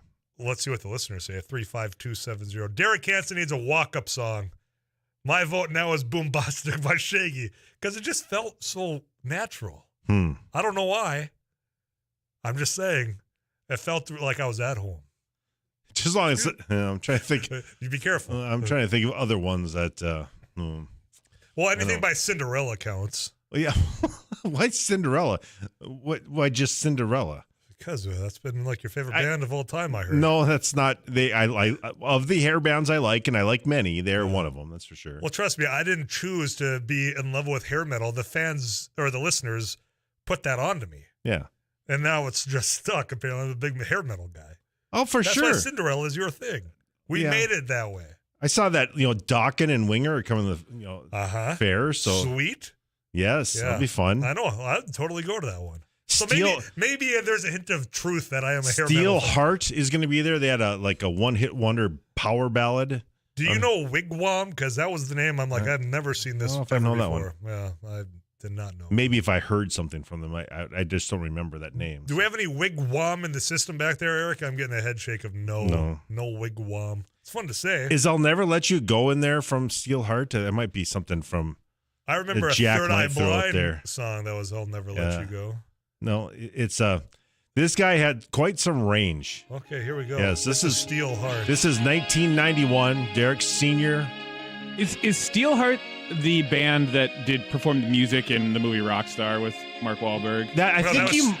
Wasn't that well, I guess Steel Panther. No, but I mean the Steel actual Dragon, band that. And that played would the make music. sense. That does sound like him now that you say that. I mean, he's really got quite a range. And the chorus on this thing, we are in prom season after Ways, so you can go look back at 31 years ago. Where did you bring your date on prom night for dinner? We went to the Treetop, which was over in Moorhead. We got to kind of go through the course. But I went with one of my best friends still to this day, Jan, because I couldn't really find anyone to go with. And she was dating someone older who didn't want to go. Locks? Yeah, well, the problem is they were going away as a senior in high school. They were thinning locks. They were as a senior in high school. But I think it worked out for the best because we're still very good friends to this day. But she was dating an older guy who obviously didn't want to go to prom at the time, so it worked out good. And so the Treetop, did you say? Yeah, the Treetop. It was a very kind of one of the. Here we go. Here it is. I mean, that's quite a. He can really get up there. I could never do anything that with my deep voice. No. It's quite a hook into the chorus here. And can you do that? Can you imagine? Do you hear me talking today? I know. Isn't that crazy? There's no way I can get above. Here we go. Here we go. Oh, I've heard this song. It just took me a long time to get there. Can you imagine the poofy shoulders on the dresses back in 91 and because of this range, I remember getting up in the morning and this band was on Good Morning America because it really jumped the pop charts right away because, metal hair bands were like on Y94 at the time. I mean, all the Poison stuff. It was and all the bee's knees. Yeah, I'm sure that was a popular saying back in 91. Yeah, so I mean, many of our dances kind of going back and forth on, stretched out arms. I need full. We weren't too length. stretched out then. 4-H camp, they made us stretch them out. I need to be able to. Of course, we were only in 6th grade at the time. Get that yardstick between you guys. Yeah, Make sure there's plenty of room there. Yeah, so it'll be fun to hear them coming up at the river. Yeah, I'll be there. Hey, should we talk about sports? That's why I called you in here. Yeah. You were all over the place. You spent like an entire week down in Minneapolis. Yeah, I visited St. some family and also so we actually watched the Twins game in Kansas City Thursday afternoon is how it kind of started things. Went to the Timberwolves Friday, Thursday, and then Wild Friday against the Seattle Kraken, and then my favorite beats Saturday and Sunday with the Twins. And yesterday I'm trying to think, I as a Minnesota sports fan, and you're not totally. I mean, you like this stuff, but you're a Panther fan. Maybe Eric can help us out. You're more of a homer, kind of like me, no, right? he doesn't even have a favorite NFL team. What are you talking about? I just like football. Yeah. But no, I pay attention to Minnesota Yeah. sports more than I can't remember a day where I went on a Monday, and I said this to Jack Michaels earlier, where I said, "Man, that was fun. We won all weekend." Yeah. It's been a while. When did we say that? 10 What years a ago. great weekend. Now, Thursday was a clunker with one of the worst NBA playoff losses ever, 25-point lead. as we talked about on Friday. Yeah. But they bounced back Saturday night. I could not stay awake for any part of that game. But for the Twins to sweep the White Sox, and That's after they huge. lost that game Huge. against Kansas City to lose the series on Wednesday, what do you said? Oh, they'll be in first place by Monday no. morning. There's no way. And just the dramatics of Byron Buxton. And if he can stay healthy, he is a superstar. And I hope that he can keep going. You're able to catch that. Corey Provis, one of the top play-by-play in the game. Listen to him call Byron Buxter's game-winning home run yesterday.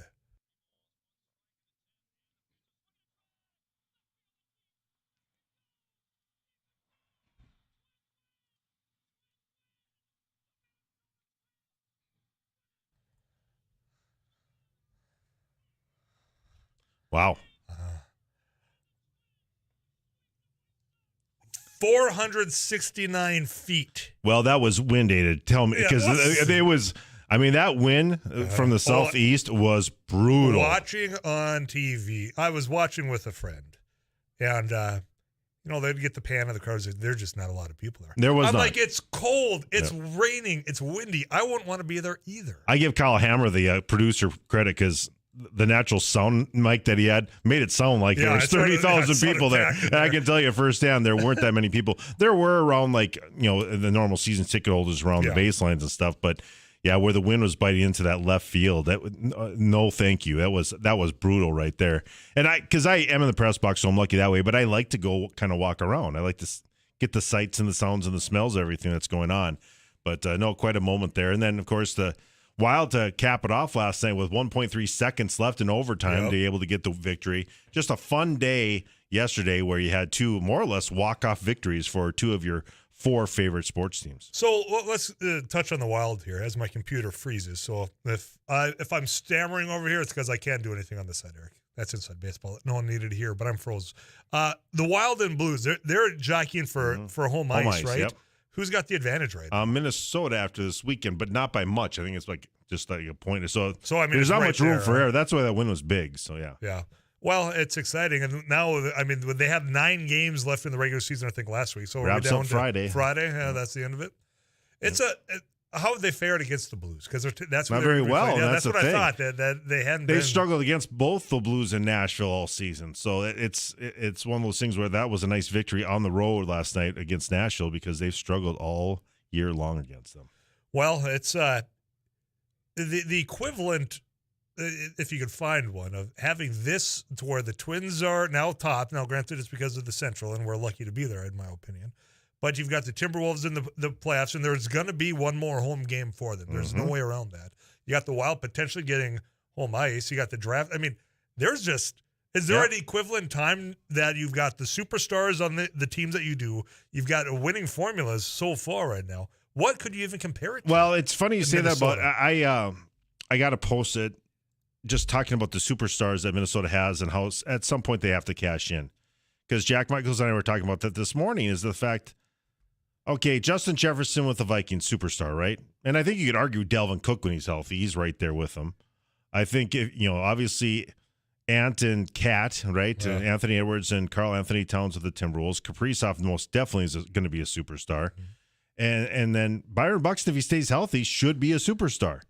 And I maybe go back to like 2003, 2004, where you had Randy Moss, Kevin Garnett, Torrey Hunter maybe was getting there. I don't think he got to the Byron Buxton level what he could be, but Torrey Hunter was a household name by then, with some of the catches he's making. But I don't think he ever had the potential to be what Byron Buxton could be if he stays healthy. Yeah, well, that's the thing. I mean, you think about last year, how he's already started this year. I'm saying this playfully, but I mean, the guy's just a freak. Right. There's no one that comes in anywhere close to his athletic ability out on the field. And Marion Gaborik was the star player on the team that went to the Western Conference Championship in 2003 for the Wild. So yeah, I mean, I don't think that's somewhat comparable, but I don't think it even holds a candle to what these guys can be. And at some point, they have to cash in with a championship. Yeah, you gotta bring something one of the home. four for crying out loud. Bring home a title of some sort. Thank you for playing I'll Never Let You Go. I was 10 years old and still love that song. Comes in from one of our listeners. Appreciate that. So there, you made someone's day, Derek. Oh, yeah. I mean, I'm looking forward to that little show. It's going to be on Sunday, do you believe, the 17th? Yeah, it's a Sunday. That should be fun. Monday's going to be rough. I'm just warning you right now, July 18th. After this spring, every Monday might be rough in the summer for all of us. Very true. I think a lot of people will be happy that off sale is now a part of Minnesota because, oh my heavens, this is ridiculous. Yeah. I thought it'd be coming back from Florida to some spring. You see my Facebook memory I shared? I mean, 2020 sucked, but at least I was sitting in the man cave watching the NFL draft on a weekend when it was 70 degrees. Yeah. We tickled 70, I think, Saturday for like Has an everyone hour. stepped on the ice and ice fished on the fishing opener for Minnesota? What? What'd you say?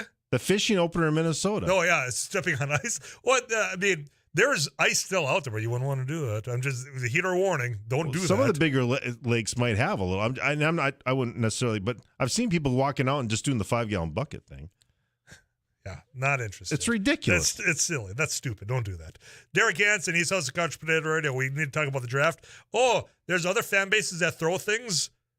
Not just Philadelphia, the Yankees. You see that story? We'll talk about that shocking. and so much more coming up. On a Monday afternoon, I'm Tyler Axis. You got it locked into KFGO.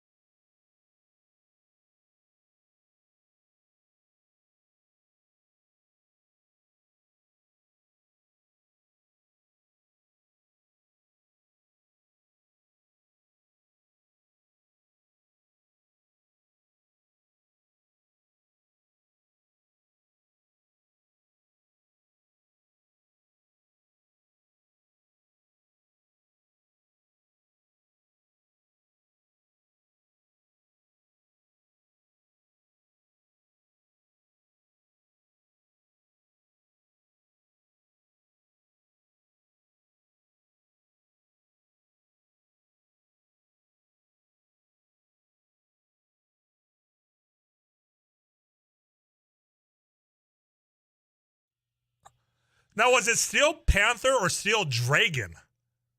Dragon. yeah, Steel Panther's Dragon. an actual band Okay. that is out there. That's a good point. Yeah. That Steel Heart ballad is one of the best power ballads ever. Comes in as well. So, Wow. Well, there's a lot of. power ballad. it's a good one. All right, here that's number one of the contest for Friday. Power ballads. I'm writing it down right now. Yeah. Well, it is prom season. That's a good fit. Are power ballads still played at prom? Do you think? You know, I think some of them are because of the kids. Well, in the small rural school, I have no doubt because the 80s never left. Well, that in the fact that I do think a lot of these kids with some of the video games they play, a lot of this stuff pops up. Sure. Okay. So that was kind of a shocking thing to even like my kids. They would pop up and say, "Oh yeah, I know that song from playing Guitar Hero or something." I know. That would happen all the time. I'm like, there was a lot of people that were introduced to great songs through Guitar Hero. I don't think she'll get mad by me saying this, but I'm walking upstairs one day, and Natalie, I think she was 16 at the time, is playing Foghat. I just want to make love to you. I'm like, what are you listening to? She goes, I like Foghat. And I'm like, what is going on here? You started to tear roll down your cheek. Said I did something right crazy. here. Just ignore the lyrics, but I mean, that's a great song. I mean, wow. I was shocked by that. But these kids are hearing these classic songs. And like Aerosmith has this whole cult from I remember that from the Guitar Hero because they play a lot of Aerosmith stuff. And so all these kids are like, well, the Aerosmith has had a lot of revivals. You know, they had their classic Aerosmith. Then you had the '90s Alicia revitalization, Silverstone and the one video Liv with Tyler's. Why was she? Yeah, the one video with Alicia and his daughter. I'm like, I didn't almost felt uncomfortable having his daughter. This is like your look daughter, as bro. good as she did in that. Yeah, that's a good point. There was like a whole trilogy of those three in music videos. Yeah. But you had that era of Aerosmith. Then I think in like 2000, I'm going to throw out 4. They had another song that came out that had Mila Kunis in the video. Really? Why can't I think of that song? 35270. What was that like early 2000s Aerosmith song? Somebody out there help me out. The Timberwolves game, there was another attempted protest. Yeah, I don't know what's going on here. That security guard tackled her out on the court, which I don't fault her for. Looked like a UFC tackle. That was pretty good. Good takedown there. Yeah, it's beyond ridiculous, and I think it's got to be frustrating because they want to have the fans be as close to the action as they can with some of these.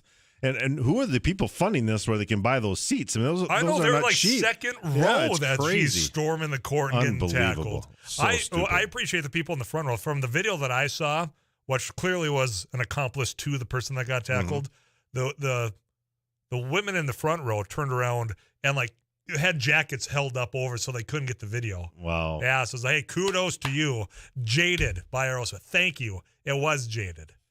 Maybe I'll throw that on the That's pretty good. player. Yeah, that is good. Yeah, they've been pretty lifelike. You ever seen the video of the street performer who's doing an Aerosmith song and Steven Tyler just happened to be walked up and then he started singing with them? That would be crazy. That would be unreal. Nuts. Here's what's coming up. NFL draft. We're having a party at the Hi-Ho. That's so you're all invited. Alex, you're all invited also. Coffee with KFGO's this Thursday. Horace, North Dakota. The Grove from 7 to 10. I'm going to stop out for a little bit. I got that last hour of news and views. But I'll stop by, have a coffee. I guess they're really well known for their homemade caramel and cinnamon rolls. Yum. So that's Thursday morning. You can be in Horace, and Thursday evening you can be with us over at the Hi-Ho, which is on South 25th Street. Let's talk the NFL draft, where we're expecting Minnesota, who is on your list. We'll talk about that in just a little bit here. I'm Tyler Axe. You got it locked into KFGO. We'll check in with Paul Jurgens at that KFGO News Center, get you all the latest information. We'll continue our conversation of lightly sprinkled sports on a Monday afternoon. Don't go anywhere.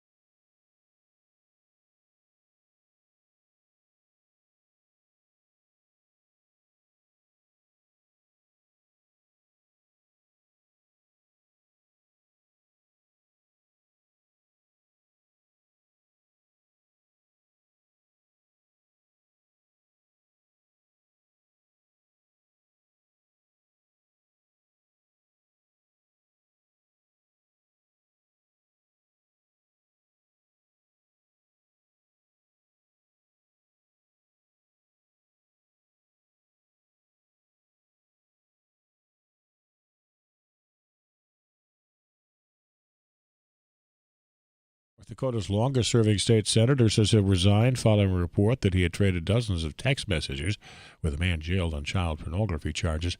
Republican Ray Holmberg of Grand Forks had already stepped down as head of a committee that oversees the legislature's business between sessions.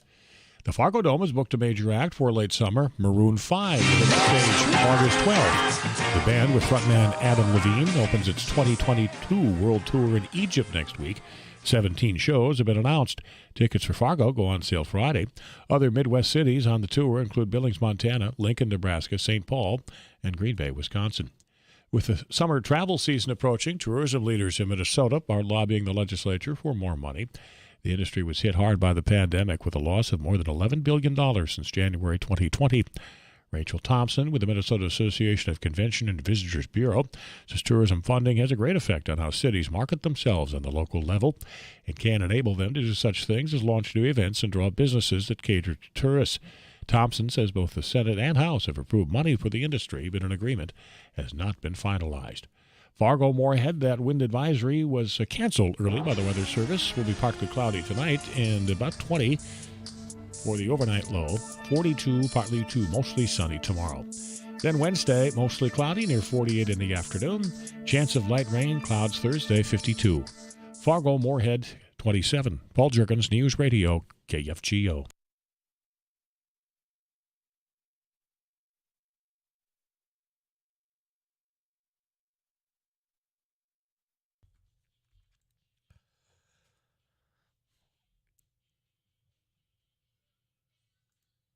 We're going to talk about the draft when we come back after CBS National News NFL Draft this Thursday. We're going to be at the Hi-Ho. Actually, Derek Hansen will be broadcasting live from there. You can stop on out and potentially win a trip to next year's NFL Draft. I'm going to throw this out there for you to ponder on.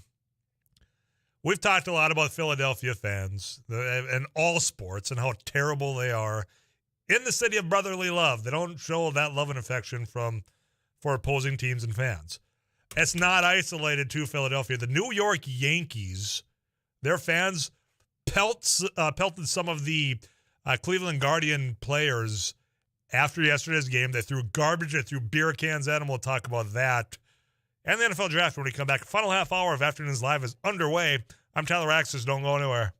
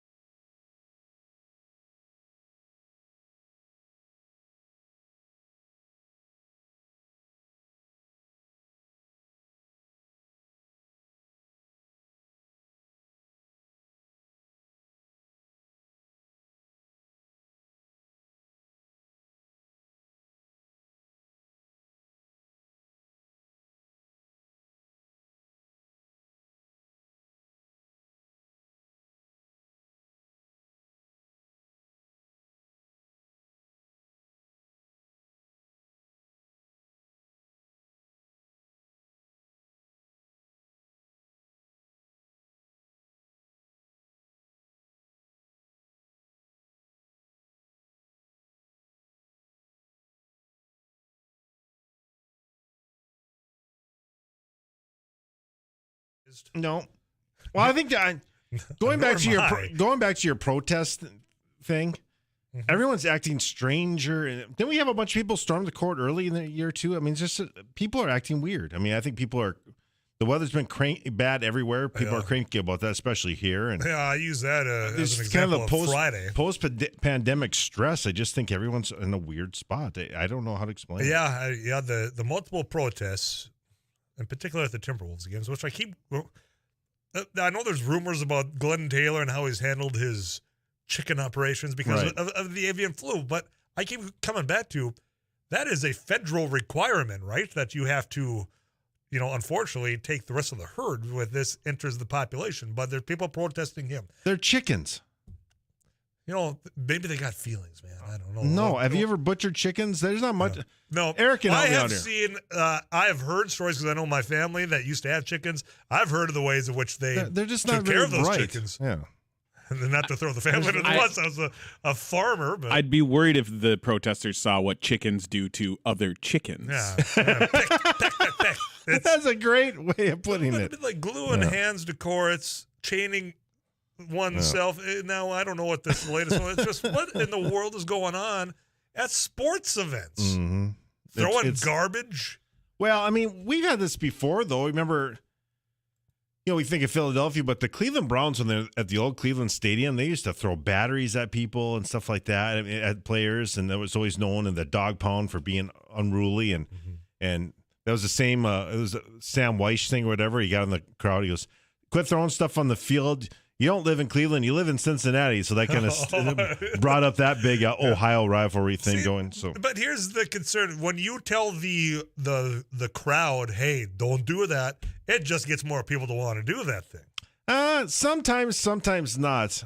Bobby Knight one time, he had pretty good control of Indiana when they were throwing stuff. And, he was also known for throwing things himself. Wasn't there a famous John Gordon got on the PA? No, it was Bob Casey, the public Casey. address announcer when they were throwing hot dogs at Chuck Knobloch. Yep. Now stop this. They can forfeit the game. Stop this.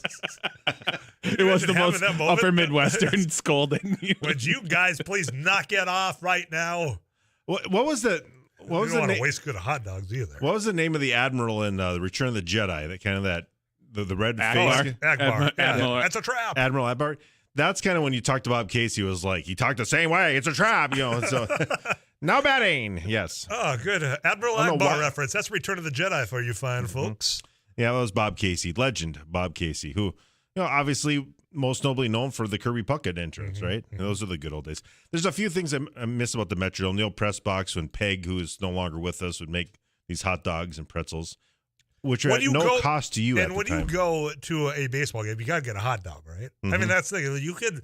You can roll out at Target Field. Hey, we've got these beautiful gourmet sandwiches. Yeah, when I go to a baseball game, I just want a hot dog and a nice cold Busch Light or Bud Light or a Shiner Bob. I like the hot dogs when they are made on the grill there. They got a few of those, but I will take a Tony Oliva Cuban sandwich. They're pretty good. Now, if I go to a restaurant and you throw a Cuban on the menu or a taco grinder, odds are I'm probably getting one of the two. I don't blame you. Taco grinders and Cubans are like the top tier of sandwiches if they're done right. I'm just saying at a baseball game, I don't want one of those. I got an issue with dropping mustard on myself, too, as we found out. That is always a problem at for a me, baseball too. game? At a baseball game just a couple of Saturdays ago that Eric and I were at. Where we saw a giant Buxton home run, too, but that one was only 439, I think. Yeah, and unfortunately, Tyler Duffy was pitching in the ninth inning after that. That was we all a know bummer. what happened there. NFL draft this Thursday. Hi Holberger, that's where we're going to be at. But there seems to be not one top, everyone knows that this person's going first. This is an unusual draft. It is. There's not a lot of hype around it, actually. I mean, just as far as some of the names, because I don't think they have the big name quarterbacks either. But there are a lot of good players in it. But there's not a lot of household names in it. If that makes any sense, there's guys who are going to help you out, and that's good. I mean, you look at the Vikings in the draft. I think we kind of look at maybe still getting a guard or a center as far as the interior line. I think they feel good about Ryan O'Neal and Christian Darrisaw on the outside. Garrett Bradbury is still a little bit of a question at center. Maybe he can improve with.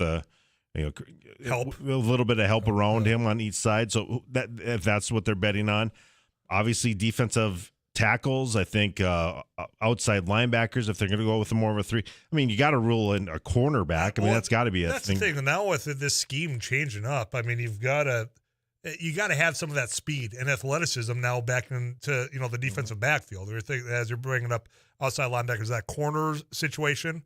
I mean, they need some help there. I think they've been exposed a little while. Yeah, Derek Stingley, who didn't play last year and then took 2020 off because of COVID, he is an LSU kid that was really good. If he could play on the other side of another former LSU guy with Patrick Peterson, that certainly would help. I do think another guy you might see, Trent McDuffie, a big corner out of Washington, is a guy that you might want to keep your eye on if they're going to go corner. A lot of people think that Jordan Davis, the big defensive tackle, if you remember watching him in the national championship game against Alabama, can wreak some havoc. And that might be a good fit, too. More depth at defensive tackle after, the Michael Pierce situation did not work out. That was kind of a bust signing for Rick Spielman coming over from the Baltimore Ravens. He opted out of 2020, got often injured last year. Yeah, and of course, now I get it that we have a whole change in organization, but there's always, because there is so much talent that, there's teams that have a pretty good spot right now that might be willing to drop back into the draft and acquire more because it's widespread. It's not focused in on that household name as you described it as, where, well, it's obvious that so-and-so is going to the top 10. That's not this draft. Right. No, that's a very good point. So, and it's harder to watch the mock drafts that these experts do, they're all over the place, and that shows you how there isn't really a set in stone type of deal. So, and that's going to be fun to watch. Yeah, Carolina, no one cares, but I'm just saying we're at number 6. I have no idea. I know we need an offensive lineman, but you look at those mock drafts, and it's all over the place. And these people get paid to do this. And then it doesn't matter if they were anywhere close in their opinions on this. A lot of people have Christian Watson, though, going to late in the first round now. I mean, that's exciting. The one I'm looking at right now from NFL Pro Football Talk has him going to Kansas City. Yeah. A lot of people are saying Kansas City. That's not a Tyreek, bad guy to throw it to. Yeah, Tyreek Hill going to Miami. But, another spot that I've heard come up because there was a big-name receiver that left is Green Bay as well. That would make sense. Devontae Adams gone. Well, you have Aaron Rodgers looking for somebody downfield. Well, you got the speed, you got the ability, and I think Sammy Watkins is a good pickup for them. I think that he, a guy who maybe just kind of has been put as the third wide receiver. You go with one of the greatest of all time to throw it to you. That might be able to resurrect his career a little bit. The really good, talented wide receiver, actually from Fort Myers, so you get to hear a lot about him when I'm down there, but also from Clemson, and so that's going to be an interesting watch. And I don't know, how much is your Panthers going to pick up Baker Mayfield, or what are we doing here? The latest I had seen is they're not going to do anything until at least after the first round. Okay. Maybe we'll find out something out Thursday. Through Saturday. Something might happen. Yeah, there was going to be some moves being made, not just in Carolina because again no one cares but me, but just across the board. I mean, there's the activity so far in this offseason already has been just like eye popping. It's tough to keep up at times. Yeah, it's crazy. So, no, it should be a lot of fun. Looking forward to Couch Potato Radio, obviously 6 o'clock from Hi-Ho Tavern. Then we'll kind of go into some NFL draft coverage starting at 7. I would say is 7 when the first Correct. draft. Okay, that we couldn't remember if it was 6 or 7. You're on at 6. Draft. Yeah, we'll do 6:15 from there, and then just live and kind of get you ready, and then we'll have a lot of draft coverage right after that 7 until 9 o'clock or whenever the Vikings pick. Who knows when that'll be? That's at the Hi-Ho Burger. You can stop down, have a beer, have a burger, or just come down and enjoy company of KFGO. You're all invited. South 25th Street. Get you this weather update from Too Tall Tom Szymanski. We'll see what's coming up on the Drive Time News. Jack Sunday's roaming around. Also, we'll check in before I let him go what's coming up on Couch Potato Radio. Derek Hansen. I'm Tyler Axis. You got locked into KFGO Fargo.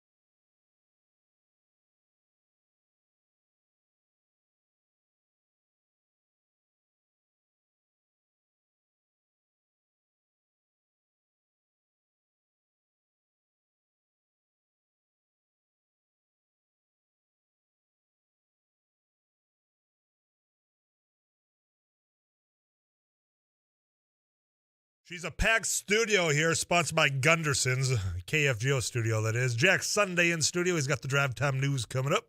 Hi, Jack. Hi, Greg Gust is going to be with us. He is the National Weather Service warnings meteorologist. And we're going to talk about the unending winter. Now, it's coming back.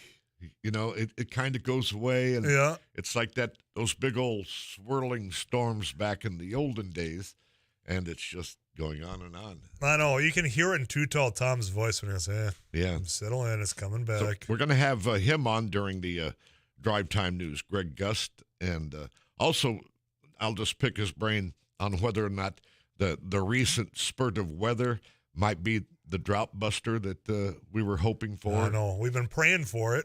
You know, I keep describing it, and people that have been listening for the entire show are going to roll their eyes. Feast or famine when it comes to precipitation. We either get none or it all comes at once, it feels like. So I was just talking with some people about whether or not I should drop Twitter, and if Elon Musk takes over and does some things of which I don't approve, and you were just doing some fact checking. Maybe you can check this one out too. All vehicles. It says breaking. All vehicles in Russia's May 9 victory parade will be towed by Ukrainian farmers. Well, they've proven that they can tow any and all over the last few months here. They stole. All right, but I'm sorry, I shouldn't be laughing. It's tragic what's going on. I should not be laughing. But watching one of those good old, it must be a Ford, or I've seen John Deere as well, those old tractors pulling whatever it is that was some military illegally vehicle brought over there. Yeah. Well, they're going to weld them back together for them. But we're going to have all the news, weather, sports, and all of that you need during our Drive Time News again. Lots Derek of news, Hansen's going to be there. Yeah, Derek Hansen's still in studio. He's got the Couch Potato Radio following that. We ought to get a hammock in here. That'd be just some days. Down. Yeah, on Mondays for sure. For sure. When it's cloudy and dreary and everyone's like all upset. Yeah, I'm gonna have John Holler on, our good friend from the USA Today, longtime Viking beat writer, to talk about the draft coming up on Thursday. Getting ready for the big draft party at Hi-Ho Tavern. Be a fun time. Yeah, we're all 6:15 tonight. 6:15. That's following the Drive Time News.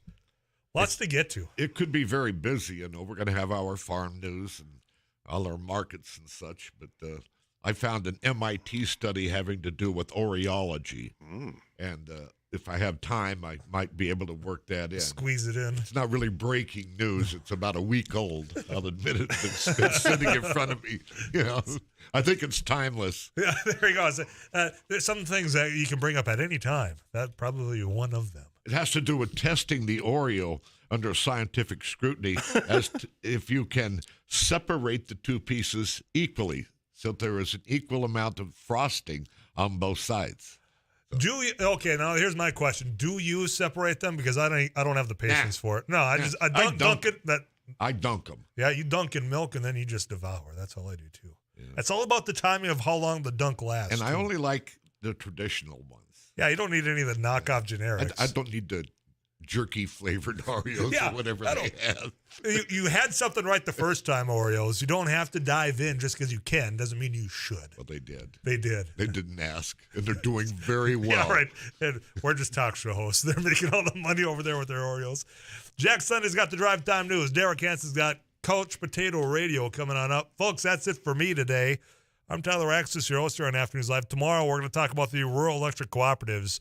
How are they going to get everybody's power restored, and what can we do? We'll visit with Josh Kramer about that and so much more. Till then, you drive safe and take care of yourselves. I'll check in tomorrow right here on 790 AM, 94.1 and 104.7 FM, KFGO.